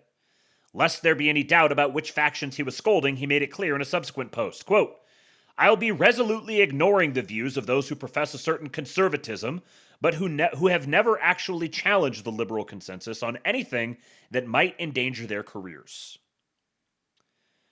Vermeule is a cultivated man who, as Field writes, is part of a movement that, quote, thinks it has a monopoly on things like the true, the good, and the beautiful, end quote. Yet, however lofty his rhetoric, its moral logic leads inexorably to Groyperism and the elevation of Fuentes, Kirk's foe, into his successor.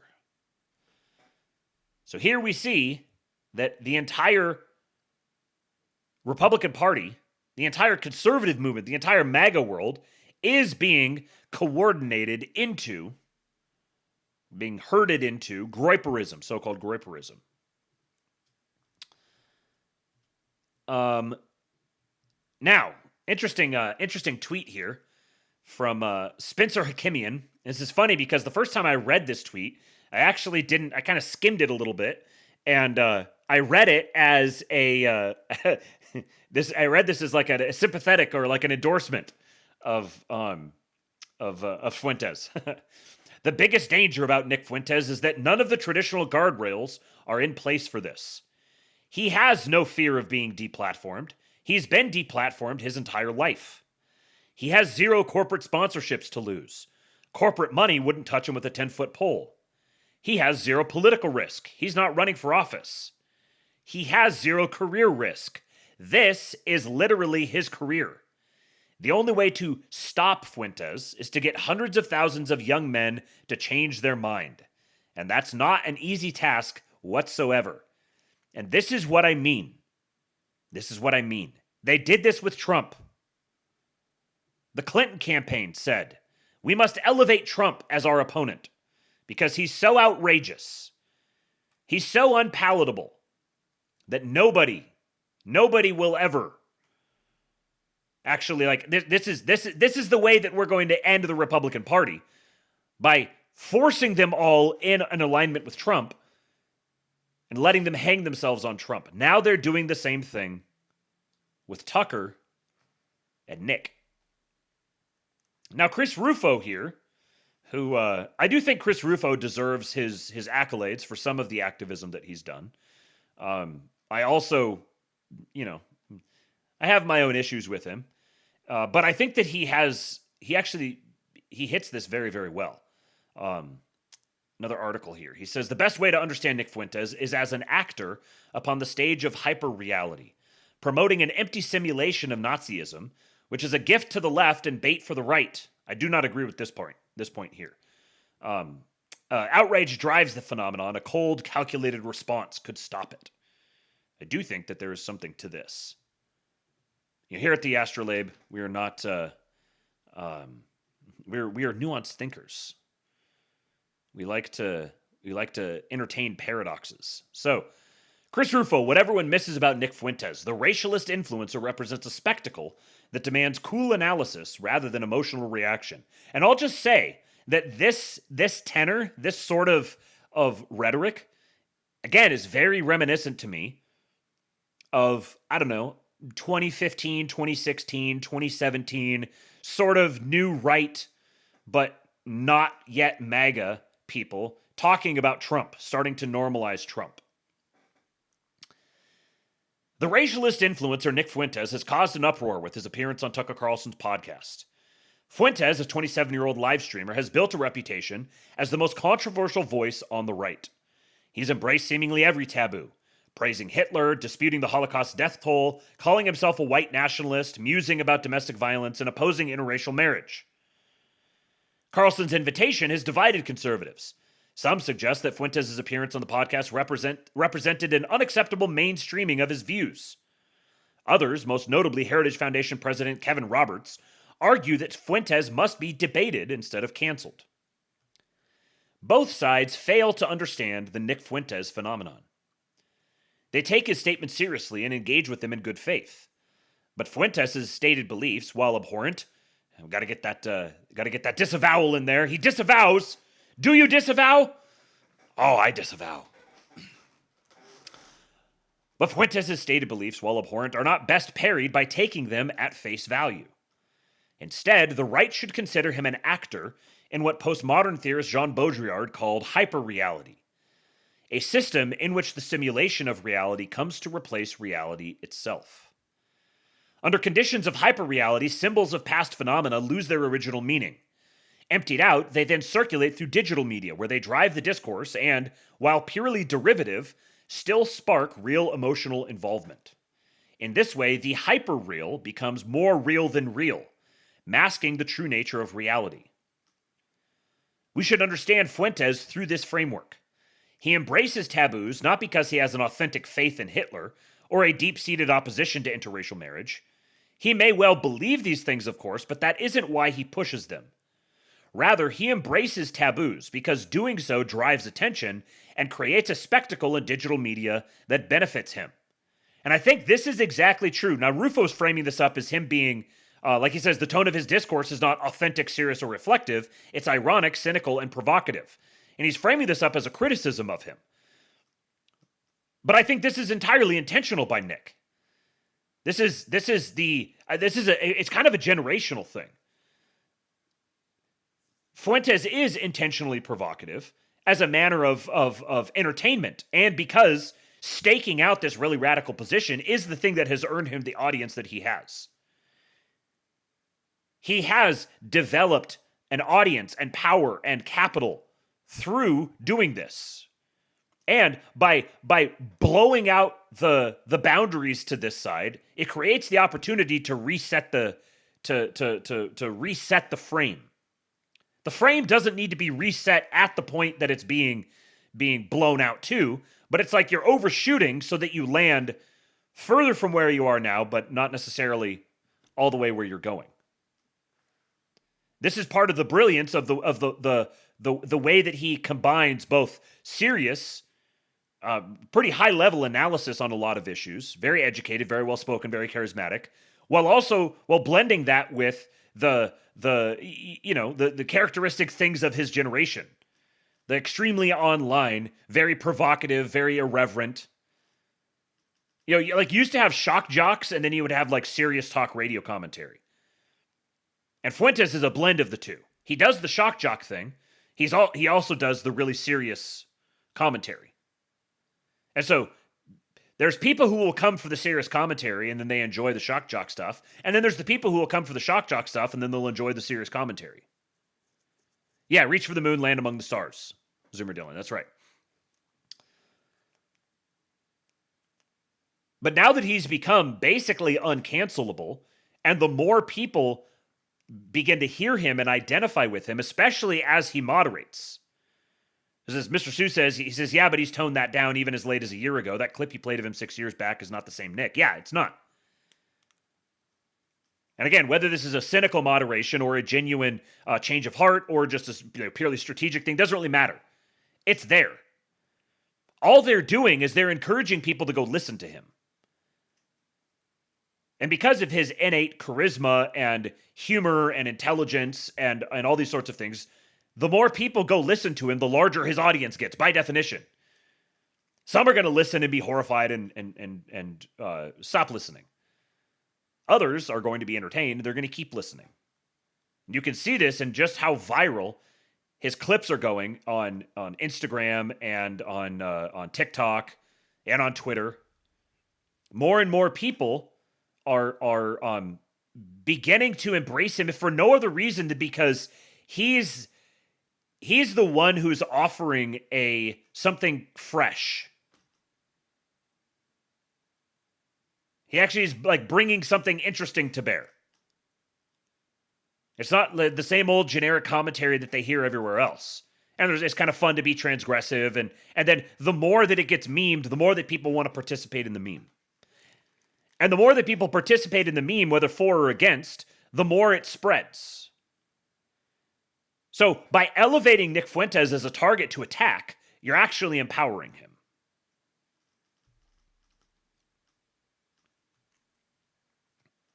When Fuentes lauds Hitler and in another interview praises Stalin, irreconcilable ideological enemies, he's not expressing a comprehensible ideology that can be scrutinized in debate.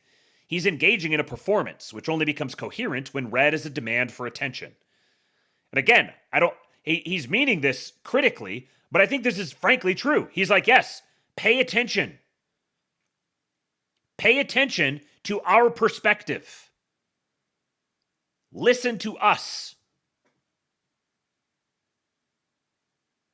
Nowhere else are you going to hear someone who will laud Hitler and praise Stalin.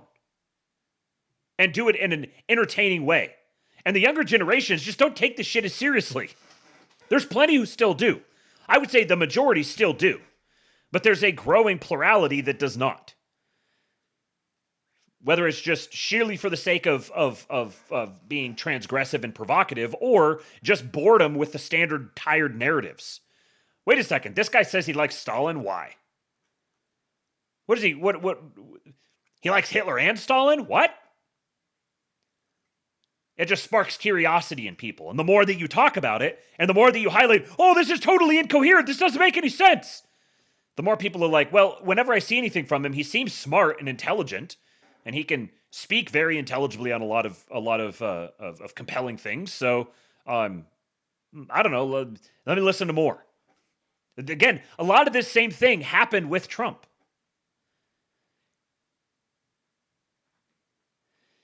Unfortunately, both liberals and conservatives have played into the act.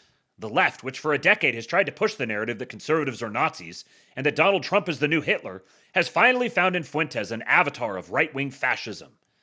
They play along with Fuentes' irony-laden hyper-real Nazism because it is useful to him. They give him attention, print his name in prestige publications, and enter into a symbiotic relationship. The left finally gets its Nazi, and Fuentes gets more attention.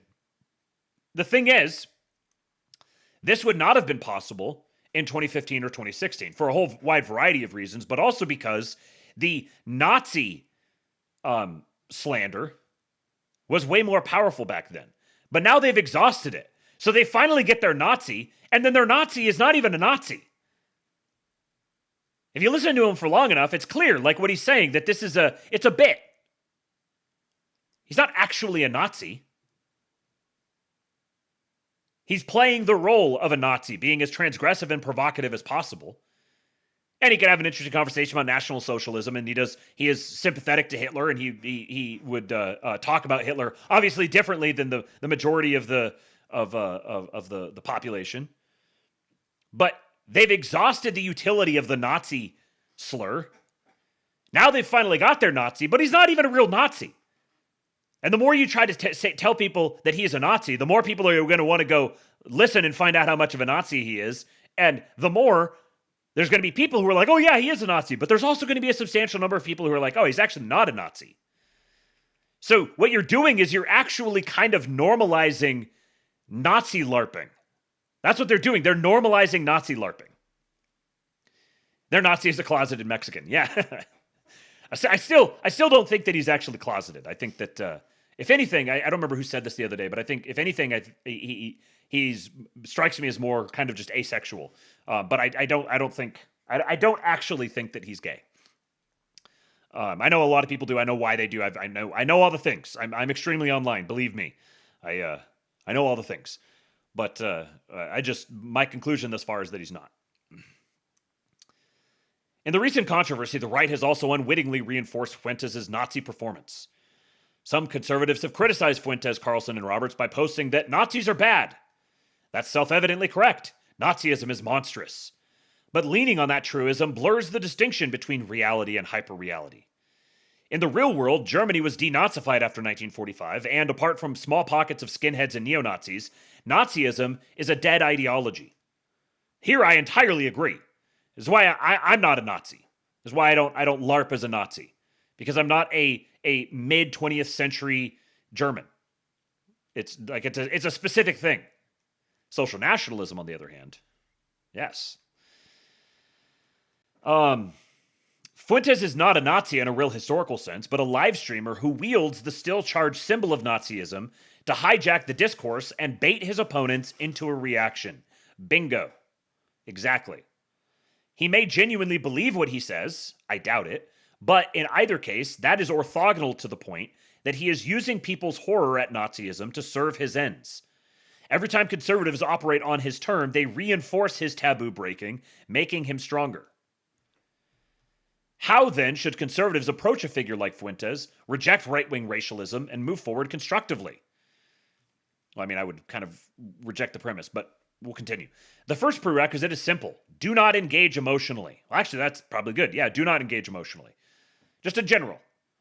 The politics of hyperreality sustains itself to the extent that its symbols drive an automatic reaction rather than careful analysis and reflection. Railing against Nazis might provide a temporary satisfaction. Being in the right usually does. But in the long run, this reaction feeds Nazism as a symbol, when it should be buried as one of the disasters of history, never to be resurrected. Rather than engage in the surface-level debate, conservatives should seek the deeper ground of reality and deconstruct the metapolitics or underlying rules of this conflict. Conservatives should do this by treating Fuentes as an essentially fraudulent phenomenon.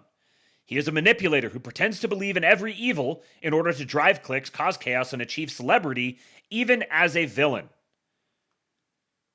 Again, this is being presented as a critique, but I think this is a feature, not a bug. He is a manipulator who pretends to believe in every evil. Yes, all of these things that you've constructed, he is a living performative rebuke of the existing moral structure of the mainstream West. He's doing this performatively. And whether he intended to do this from the beginning or he's just morphed into it or he's just doing it, what do you think? Doing this as a just organically, just naturally, subconsciously, instinctually. Yes, he is setting himself up as a villain, intentionally. He's like, you're going to treat me as a villain. All right, I'm going to be the fucking villain then. I'm going to be the villain that you've turned me into, and I'm going to beat you in the process. The right-wing case against Fuentes should therefore focus on actions and outcomes. Fuentes divides the right, taps into the left-wing fantasy about conservatives as Nazis, rails against President Trump and Vice President J.D. Vance, and does not lead young men toward a better life. The incentives for Fuentes and the incentives for the right are completely opposed. If he wins, conservatives lose. Now, this is definitely true. If he wins, conservatives lose. That's the goal. Frankly, I mean, the conservatives are going to lose either way because conservatives are losers. They do lose. That is like the definition of conservative. Conservative is a synonym for loser. And, 3 or 4 months ago, I would have wholeheartedly agreed with everything that he's saying here. But he has made a turn, and he's made that turn, I think, at just the right time. And I think that the jury's still out on where this is going to go. I do not agree that the incentives for Fuentes and the incentives for the right are completely opposed. This is a major test for the right and one that it must win.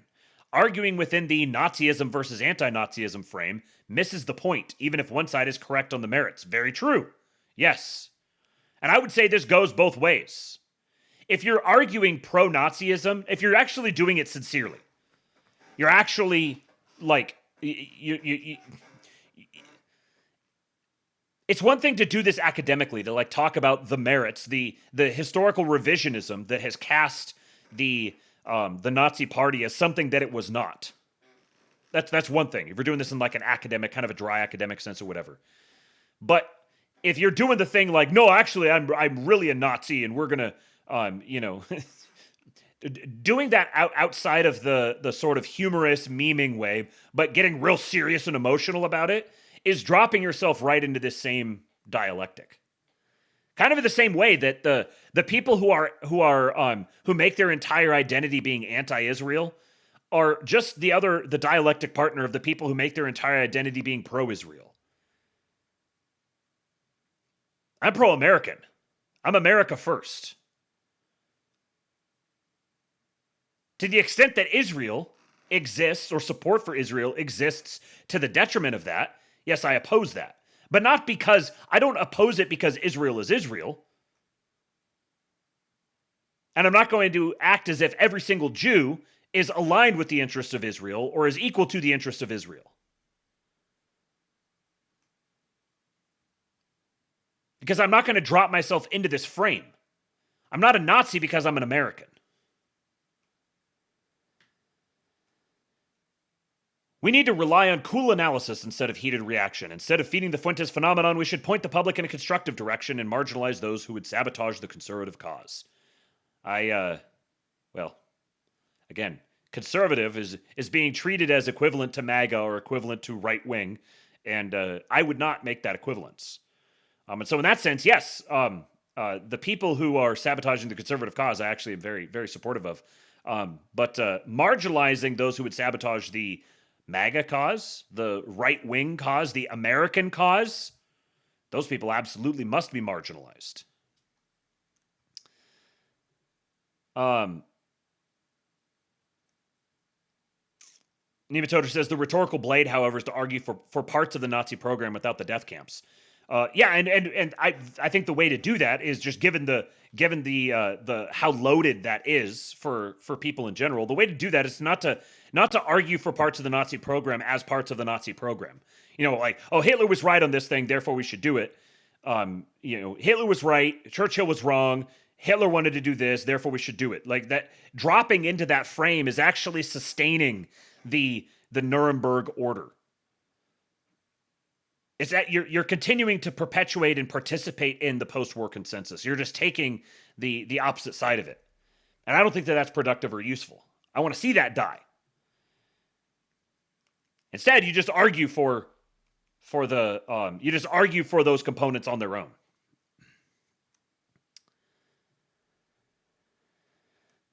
Trust Plantsar says, being genuinely pro-Nazi could be potentially politically viable in 30 years or so, psychologically unacceptable to boomers and Gen X. They'd rather the country be destroyed. Yeah, right. It is psychologically unacceptable to them. And you got to recognize that as just a political reality. The fact that it's psychologically unacceptable to them, whether it's justified or not that that's the case, it is the case. Okay, so then the next piece that I'm going to read here is I've got two more here talking specifically about J.D. Vance. The first one here is from The Federalist. And hold on here. Make sure this is... Holy crap, that text is small. Okay. What's up, Brian Isaac? Good to see you, buddy. Please do remember to support your streamer. I am hopefully providing value to you guys, so please do return the value by hitting the tips link, tips.kingpill.com. It is pinned at the top of the Kick chat, titled the Make More Ericksons Fund. And also become a channel member, become a subscriber over on Kick. It's another good way to support the show, and you get to use all the emotes. Okay, this from The Federalist. The attacks on Heritage and Kevin Roberts are really about foreign policy and J.D. Vance. Genuine concern about anti-Semitism on the right is being hijacked by neocons to attack J.D. Vance in hopes of retaking control of the GOP. This from John Daniel Davidson. J.D. Davidson. Let's get something straight about the Civil War breaking out on the right. It's not primarily about Tucker Carlson platforming or normalizing Nick Fuentes, or about the Heritage Foundation president Kevin Roberts' decision to defend Carlson, or even about the rise of anti-Semitism on the right. The primary target here isn't Carlson or Roberts, but Vice President J.D. Vance. And the people targeting him are never-Trump foreign policy interventionists who hope to destroy the MAGA movement and take back control of the Republican Party after Trump is gone. Genuine concern about Carlson interviewing Fuentes and about the kind of anti-Semitism that Fuentes and his followers espouse is being hijacked to wage a proxy war on Vance because of his America First non-interventionist foreign policy views. The idea is to smear Vance as a dangerous anti-Semite and someone who can't be trusted in the White House. There is, of course, room for good faith disagreement on the right about whether Carlson should have interviewed Fuentes or the timing and wisdom of Roberts' statement. There's also room for vigorous discussion about how best to persuade young people like Fuentes to abandon their most odious anti-Semitic views. Those are important debates, and conservatives of goodwill should by all means have them. Concern about the anti-Semitism on the right is legitimate and warranted. And, honestly, I do think that there is something to this, because there's it's hard to talk about this because everybody just gets so emotional about it, but identifying yourself as anti-Semitic beyond just as a signal of hey, I've heard about the JQ and I'm well aware of the problems with Israel and all of that is beyond just doing it that way, beyond just the memes or the performativeness of it. But the people who really, they spend every day thinking about Jews, being really upset about Jews and, hey, what did the Jews do today? And every time I see a Jew, I see, then Jews. It's a form of retardation, honestly. It's kind of like I think it would only manifest in someone who's really unhappy, and they need something to pin that unhappiness to. Yes, Bloody Milk, as in it's impractical and turns into I'm very smart because I know about the JQ. Yeah, it's a form of virtue signaling. That's genuine. Hating Jewish people for being Jews is just you even get into identity, what actually makes a Jew and all of this, that is dedicating a substantial amount of your brain power to that on a regular basis is just simply not healthy for you. And politically, it's very impractical. Because you inevitably are going to have to, you're either going to have to be like, no, every single Jew, I hate them and I can't support them and I won't, I'll do everything I can to try to destroy them. Or you have to start making exceptions. Once you start making exceptions, where you're like, oh, Stephen Miller. Oh, I got to make an exception for Stephen Miller. Once you start making those exceptions, then sooner or later, you're going to, you're just tying yourself into knots.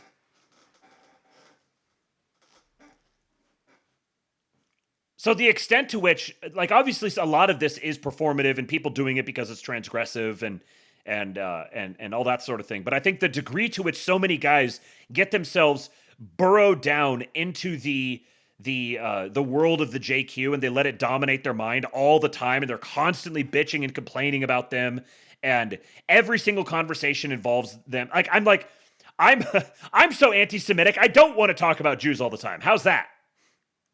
Yeah, Stephen Miller, Murray Rothbard, Paul Gottfried, Ron Unz. So now you're just like, there's exceptions, but I'm anti-Semitic and I hate all the Jews except for the ones that I don't. Okay, well maybe you just don't hate all Jews. It's possible to be a calm, moderate, rational centrist. But what's happening now is something else entirely. It's a political op, and the target is Vance. The collective struggle session that has unfolded on the right in recent days, ritual denunciations of Carlson and Roberts, performative virtue signaling on X, has been carried out by the people most opposed to an America First, non-interventionist foreign policy after Trump.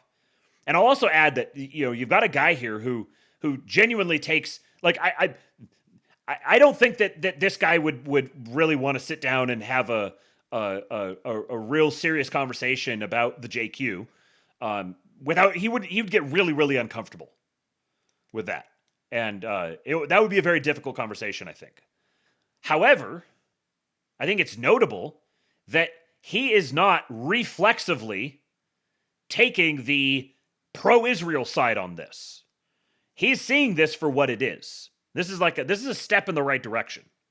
Because obviously there are Jewish people who identify themselves as Jews and want to coordinate themselves on the basis of being Jews.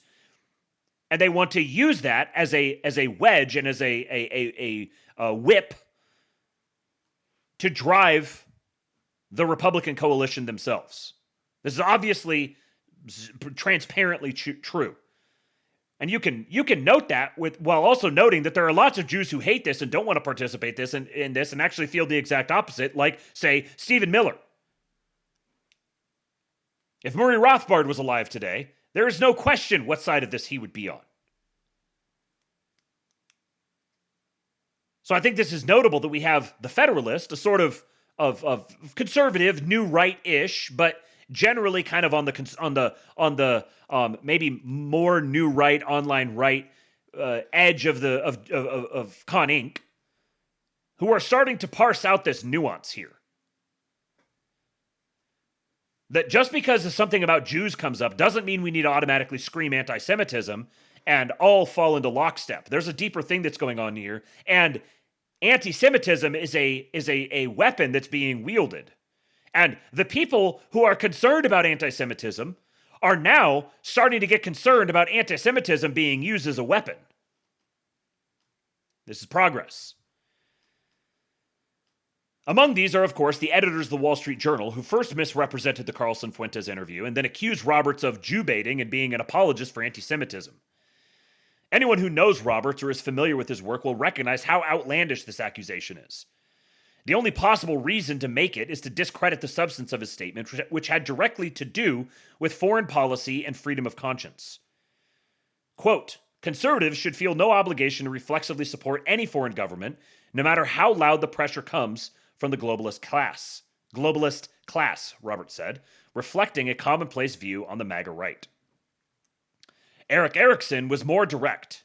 He took to the pages of the Free Press to bemoan the, quote, moral rot eating the American right.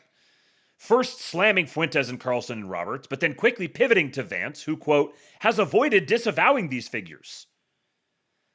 Later, Erickson equates anti-Semitism with criticism of U.S. foreign policy toward Israel, again focusing on Vance. Quote, when confronted by a young man in a MAGA cap questioning why the U.S. is supporting Israel's ethnic cleansing in Gaza, Vance did not dispute the presupposition. Instead, he said, Israel is not controlling this president. Left unaddressed was the implication that the Jewish state had been allowed to control past presidents. Erickson calls this moral cowardice, as if that settles it. But of course it doesn't. There's plenty of room for legitimate debate about Israeli influence over American foreign policy in the past, and about whether that influence serves the interests of the American people. Chalking it up to racism and anti-Semitism is a way to shut down debate, and more importantly, to smear Vance as a closeted anti-Semite. All of this is part of a larger anti-Vance strategy of the interventionist GOP establishment. Simply put, the people who lost control of the Republican Party in 2016 want it back, either by ensuring Vance is not the 2028 nominee, or that he has to go through a bruising GOP primary before the general election. If they can't control Vance, they would rather he lose to a Democrat than carry Trump's MAGA movement and America First policies forward. This, and not concerns about anti-Semitism, is what much of the recent outrage, and barely disguised calls for violence from unreconstructed neocons like John Podhoretz are really about. Anyone who actually watched the Carlson-Fuentes interview could see that it was clearly an attempt by Carlson to offer Fuentes some fatherly correction and redirection, specifically on the matter of Jews and collective guilt. Maybe Carlson's interview style isn't to everyone's liking, and reasonable people could disagree about the prudence of interviewing Fuentes, but the idea that Carlson was amplifying Fuentes without challenging him is simply not true, which makes the focus on Vance all the more conspicuous.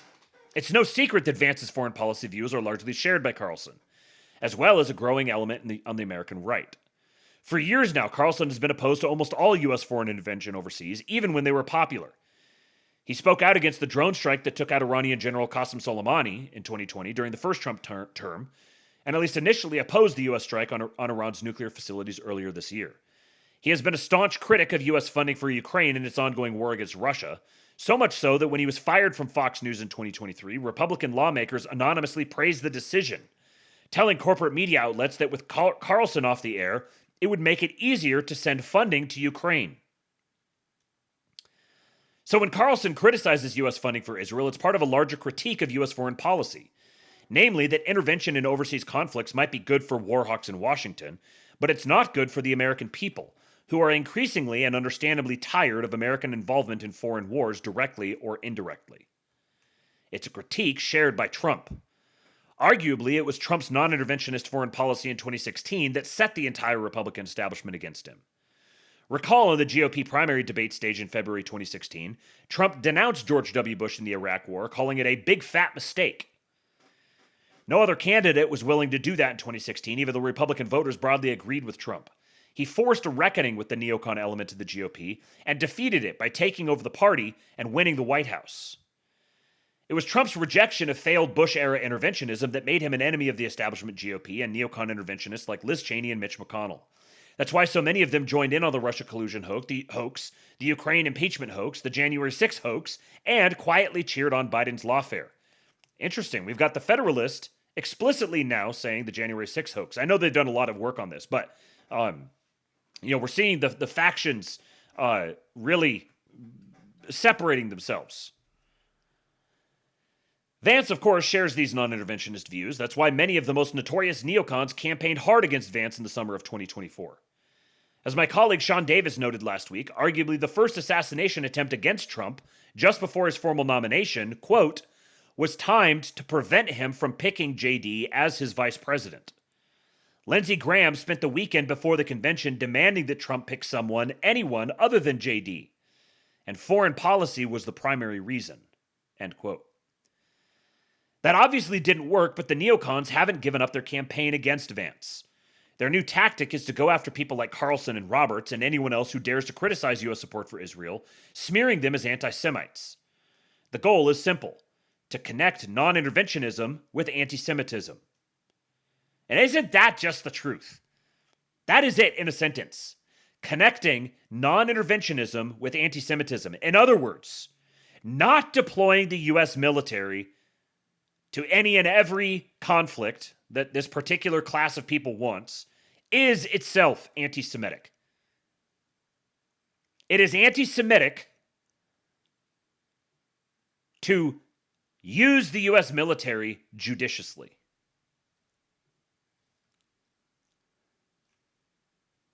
Back in February, Senator Lindsey Graham criticized what he called a growing isolationist movement in the GOP. It's beginning to include Israel, said Graham. In the past, it really hasn't, but now it's more open. And so there is an element of our party that's saying we don't want to get sucked into endless war because of Israel. How far we've come, man. Neocons like Graham are starting to figure out that America First Republican voters aren't going to accept funding endless foreign conflicts or even funding Israel's wars. They know that foreign entanglements and inventions overseas are unpopular with voters on the right, and that if Trump's MAGA movement continues after Trump leaves office, they won't be able to bring back their interventionist foreign policy. So they're running a psyop labeling everyone who criticizes interventionism as an anti-Semite, preparing the rhetorical ground to smear Vance as a Jew baiter. And if you think that's outrageous or implausible, consider that's what they just did to Kevin Roberts of all people.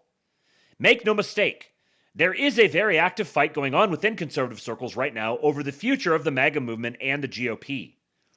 Anti-Trump establishment elites are scheming about how to regain control of the party. They will do or say almost anything to achieve that goal.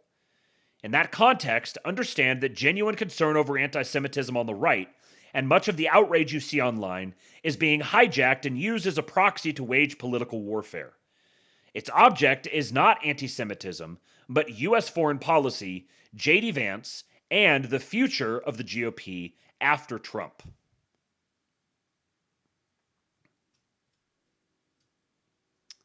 Yeah, Super Dylan, you hate Jews if you don't want forever wars. Bold strategy, Cotton. Yes.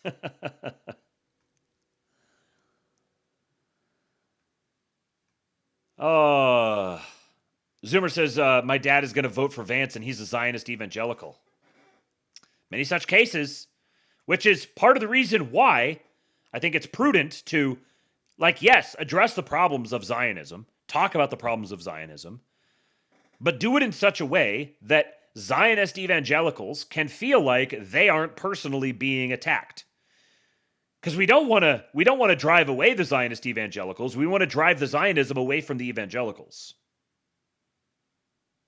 Ultimately, we're going to need Zionist evangelicals to vote for Vance. And if you don't like the idea of being in a political coalition with Zionist evangelicals, well, you got to choose between that and the horror of watching Democrats win elections. That is just the world that you live in right now. And you can recognize that and embrace it and live with it. Or you can, I don't know,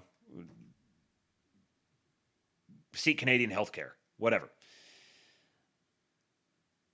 Okay. One more article here. I'm gonna save the tech elite donor network Rockbridge that is supporting JD Vance. I'm going to save that to talk about tomorrow. The secretive donor circle that lifted JD Vance is now rewriting MAGA's future. We'll talk about that tomorrow, as well as the article about Timothy Mellon. The Mellon family is famed for restraint, but MAGA mega donor Tim Mellon is rocking the boat. One of the cousins said it just makes her sick.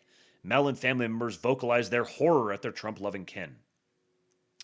We'll read those two tomorrow, but we'll wrap up tonight by reading this article in Chronicles from Patrick Casey, the aforementioned Patrick Casey.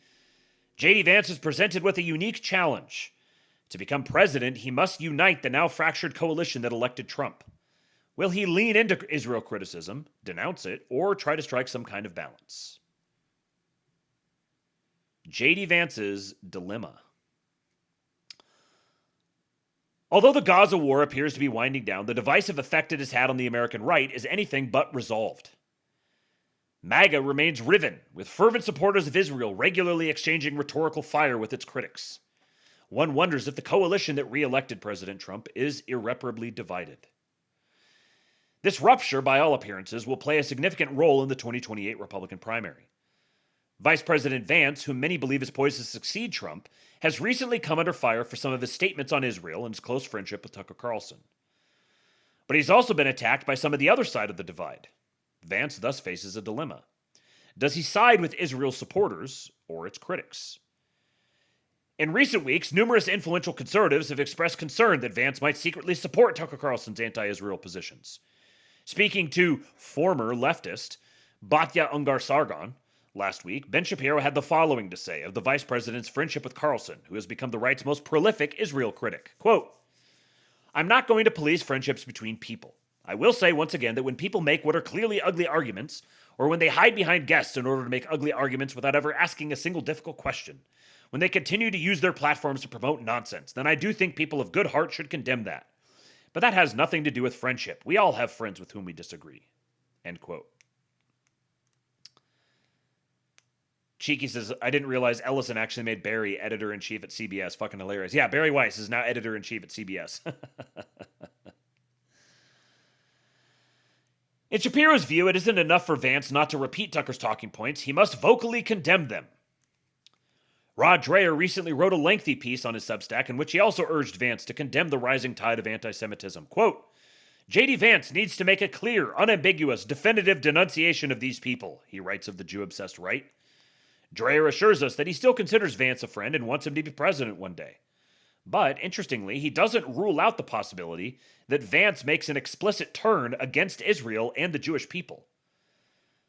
Other pro-Israel conservatives feel less warmly about Vance. To them, he has already made such a turn. I feel like J.D. Vance has some explaining to do, international security scholar Max Abrams posted on Twitter on October 28. 2 days later, Abrams wrote, Vance has gone from frontrunner to unelectable in my opinion. Don't forget, no Dem was ever going to vote for him, so the last thing he should have done is divide conservatives. The fucking audacity of these people. We're going to divide conservatives, and if you don't denounce the ones we don't like, then we're going to accuse you of dividing conservatives. While the vice president has yet to comment on Tucker Carlson, his appearance at a recent Turning Point USA event may reveal how he intends to handle his dilemma. Speaking at the University of Mississippi last week, Vance responded to several questions from the audience. About Israel, of course, which seems to be everyone's favorite topic these days. When asked by one young man why America supports Israel, given its alleged ethnic cleansing in Gaza and persecution of Christians, Vance replied that Trump's foreign policy boils down to putting Americans first, which in some cases entails working with Israel, but not in others. Vance pointed to the Gaza peace deal as evidence of Trump being willing to apply leverage to Israel. Continuing, Vance said, so when people say that Israel is somehow manipulating or controlling the president of the United States, they're not controlling this president, which is one of the reasons why we've been able to have some of the success that we've had in the Middle East.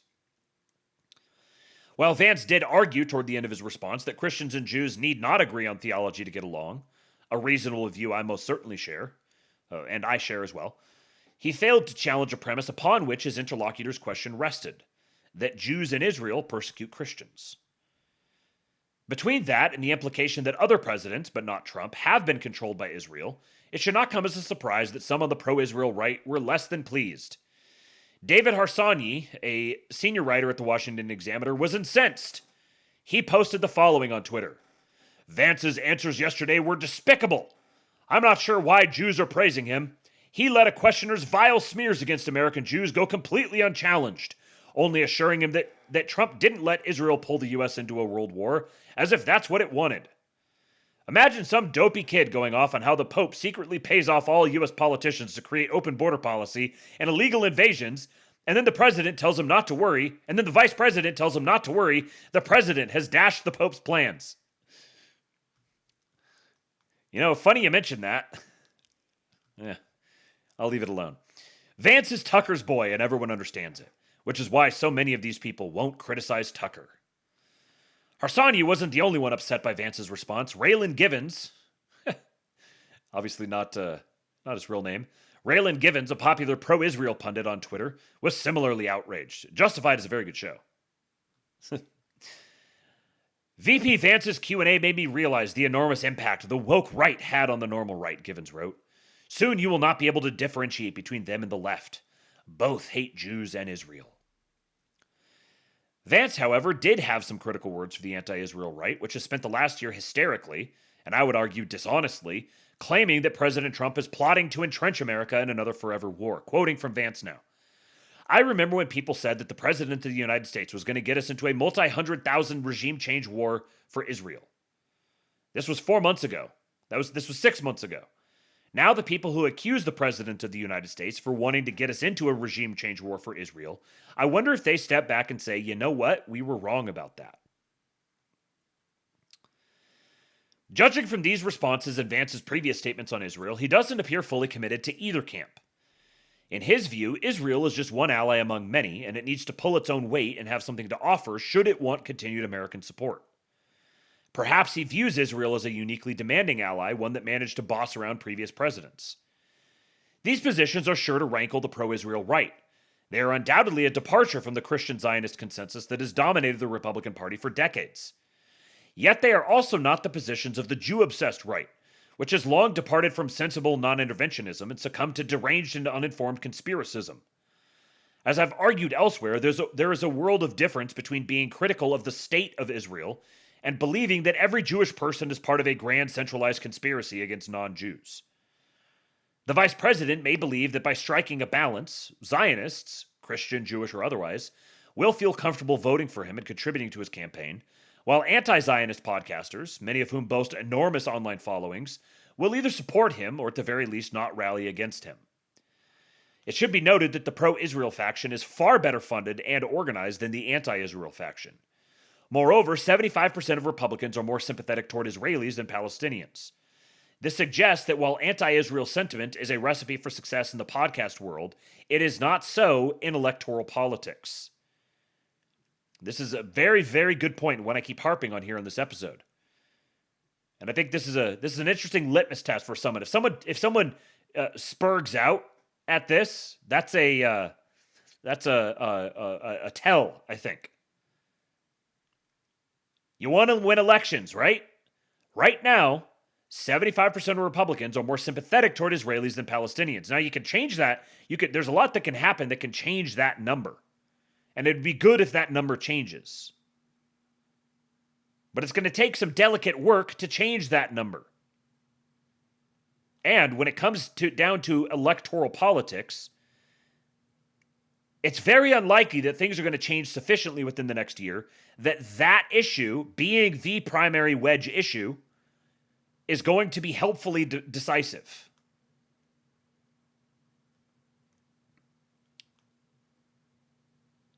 This is a very interesting question, Emperor Atreides. Would you say that Mamdani had success partially because he wasn't obsessed with Israel? I'd say that's probably true, yeah. I hadn't even thought about that, but I think there's a good point there. And also, I'll just add, I think I forgot to mention this earlier. I really don't expect Mamdani to be, I don't expect him to be substantially different than like whatever Andrew Cuomo or Bill de Blasio was. Like, I think he's going to be the same thing when it comes to like actual implementation. In a certain sense, in the like the Moldbuggian formalist sense, it's almost a good thing. It's almost helpful to have him be elected there. Because now, instead of having, like an Italian New Yorker or just a generic white Democrat or something implementing these policies, you actually have a self-described democratic socialist, an open communist, Muslim, transparently grifting sort of dude doing that. So it makes it much, much clearer what it actually is. But I think in policy terms, I don't think that Mamdani is going to be, I think he's going to tack toward the center. And I actually wouldn't be surprised to see him being kind of inconspicuously cooperative with the Trump administration. Sort of in a similar way to like Wes Moore, the governor of Maryland, where he's very vocal and, pounds a shoe on the table and everything. But at the end of the day, he's actually cooperative. I think he's going to get moderated very, very quickly. And when people like, even someone like Bill Ackman, I know everyone's very upset at Bill Ackman, and I don't think much of the guy. But when guys like Bill Ackman or Jamie Dimon say things like, if he gets elected, then we're happy to help out. I think that's a way of saying that he's going to be, he's going to have the reins thrown on him very quickly. It will prove a difficult balance to strike, if for no other reason than the fact that neither camp wishes for such a balance to be struck. The pro-Israel camp wants Vance to denounce Tucker Carlson's positions, which he is unlikely to do, whereas the anti-Israel right surely would love nothing more than for him to put Israel criticism at the center of his campaign. Vance is presented with a unique challenge. To become president, he must unite the now fractured coalition that elected Trump. Time will tell whether he succeeds. But Vance, by all appearances, is a shrewd operator, and an ambitious one at that. If anyone can pull off such a feat, it is he. And I could not agree more. This is going to be a fascinating thing to watch. 2026 is going to be such an interesting year, and then 2027 and 2028, we have got the the content shall flow. It's a good time to be a podcaster. Here's what we'll talk about tomorrow: the first ever profile of Chris Buskirk, creator of the tech elite donor network Rockbridge with JD Vance and Peter Thiel, that helped deliver Trump the presidency and is now at the center of power in Washington. If MAGA outlives Trump, Chris will have a lot to do with that. We'll read this article here, and we'll also read this one about Timothy Mellon, the Mellon family. And then I've also got an interesting thread talking about the different factions of the right and how James Lindsay is attempting to be the new William F. Buckley. We'll talk about that, and I think if I can get enough, I am going to get some quotes from this Trump appearance on 60 Minutes, because there was some stuff that stuck out about that kind of got lost in the shuffle. So we'll talk about that, and I'm sure there'll be other things that'll come up. Oh, we'll also talk about the Supreme Court and their hearings on the tariff issue, and got some stuff from Scott Bessent. So thank you guys for showing up. We got another nice long lab here after a couple of short, quick ones. We got a nice long one coming up on the 4-hour mark. Thank you guys for tuning in. Thank you for your contributions to my streamer salary. So I've got 24 days to go. And a reminder that I will be out for next week. I will be out Wednesday, Thursday, and Friday. And then the following Monday as well, because I'm going up to D.C. So if you would like to join us for the King Pilled meetup in D.C. next Friday evening, hit me up, realkingpilled@gmail.com, or DM me at realkingpilled on Twitter. Hit me up and let me know, and I'll add you to the group chat. We'll be meeting up in the evening on Friday. Have some other stuff that's going on up there as well. We're going to be conferring with the cyberbully. So those of you who decide to come meet up with us, you may get to play a little bit of a part in that. And yeah, should be a good time, a good meetup. And if you're not going to make this one, but you would like to make a future one, because there will be more DC-based King Pilled meetups, then let me know, and I'll throw you into the group chat anyways. Go join the King Pilled Discord, kingpilled.com. Cheeky just joined last night. Finally. Took him long enough. Good to see you there, friend. And all the rest of you guys, please do go join. You will not regret it. It is a great place to be. The best people in the world that I know. We're all getting in proximity to Patriots. And we got big things planned, big things coming. Mr. Buttpoop also just joined. That's right. Mr. Buttpoop joined in the middle of the night. And probably the first time that someone, I think, has joined and was not welcomed immediately within usually it's like 10 minutes. He went like a full hour before I opened it up and saw that he was there. So good to have you there as well, my friend. All the Patriots are there. So if you'd like to join the Patriots, if maybe you're kind of tired of the algorithm, there's too much slop or demoralization content on the timeline, and or maybe you enjoy the live chat on the Astrolabe. If you want that dynamic to persist, even when I'm not streaming, then the best place for that is the King Pilled Discord. Kingpilled.com is the place to join for that. And also, I see people almost every episode complaining about the Kick app not notifying them when I go live. There's a very, very easy way to remediate that, and that is to follow the King Pilled Telegram channel. Just go follow it, King Pilled on Telegram. I always post out when I'm going live, so you can get the notifications that way. And you can follow me on Twitter as well, King Pilled, at Real King Pilled on Twitter. And if you join the King Pilled Discord, you'll also get a notification there, because I ping everyone when I go live. Let's get one of the most important drops. Before we go, let us play it. Where is it? Man, I'm having a hard time finding these tonight. This one. The only acceptable political theory is complete undying loyalty to Donald Trump.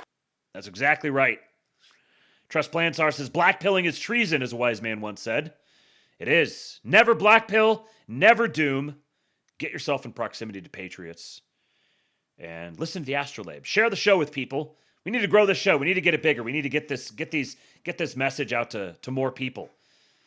Doing my best, doing everything I can. I appreciate you guys supporting. And yeah, I will see you guys tomorrow for another episode of the Astrolabe. A Thursday.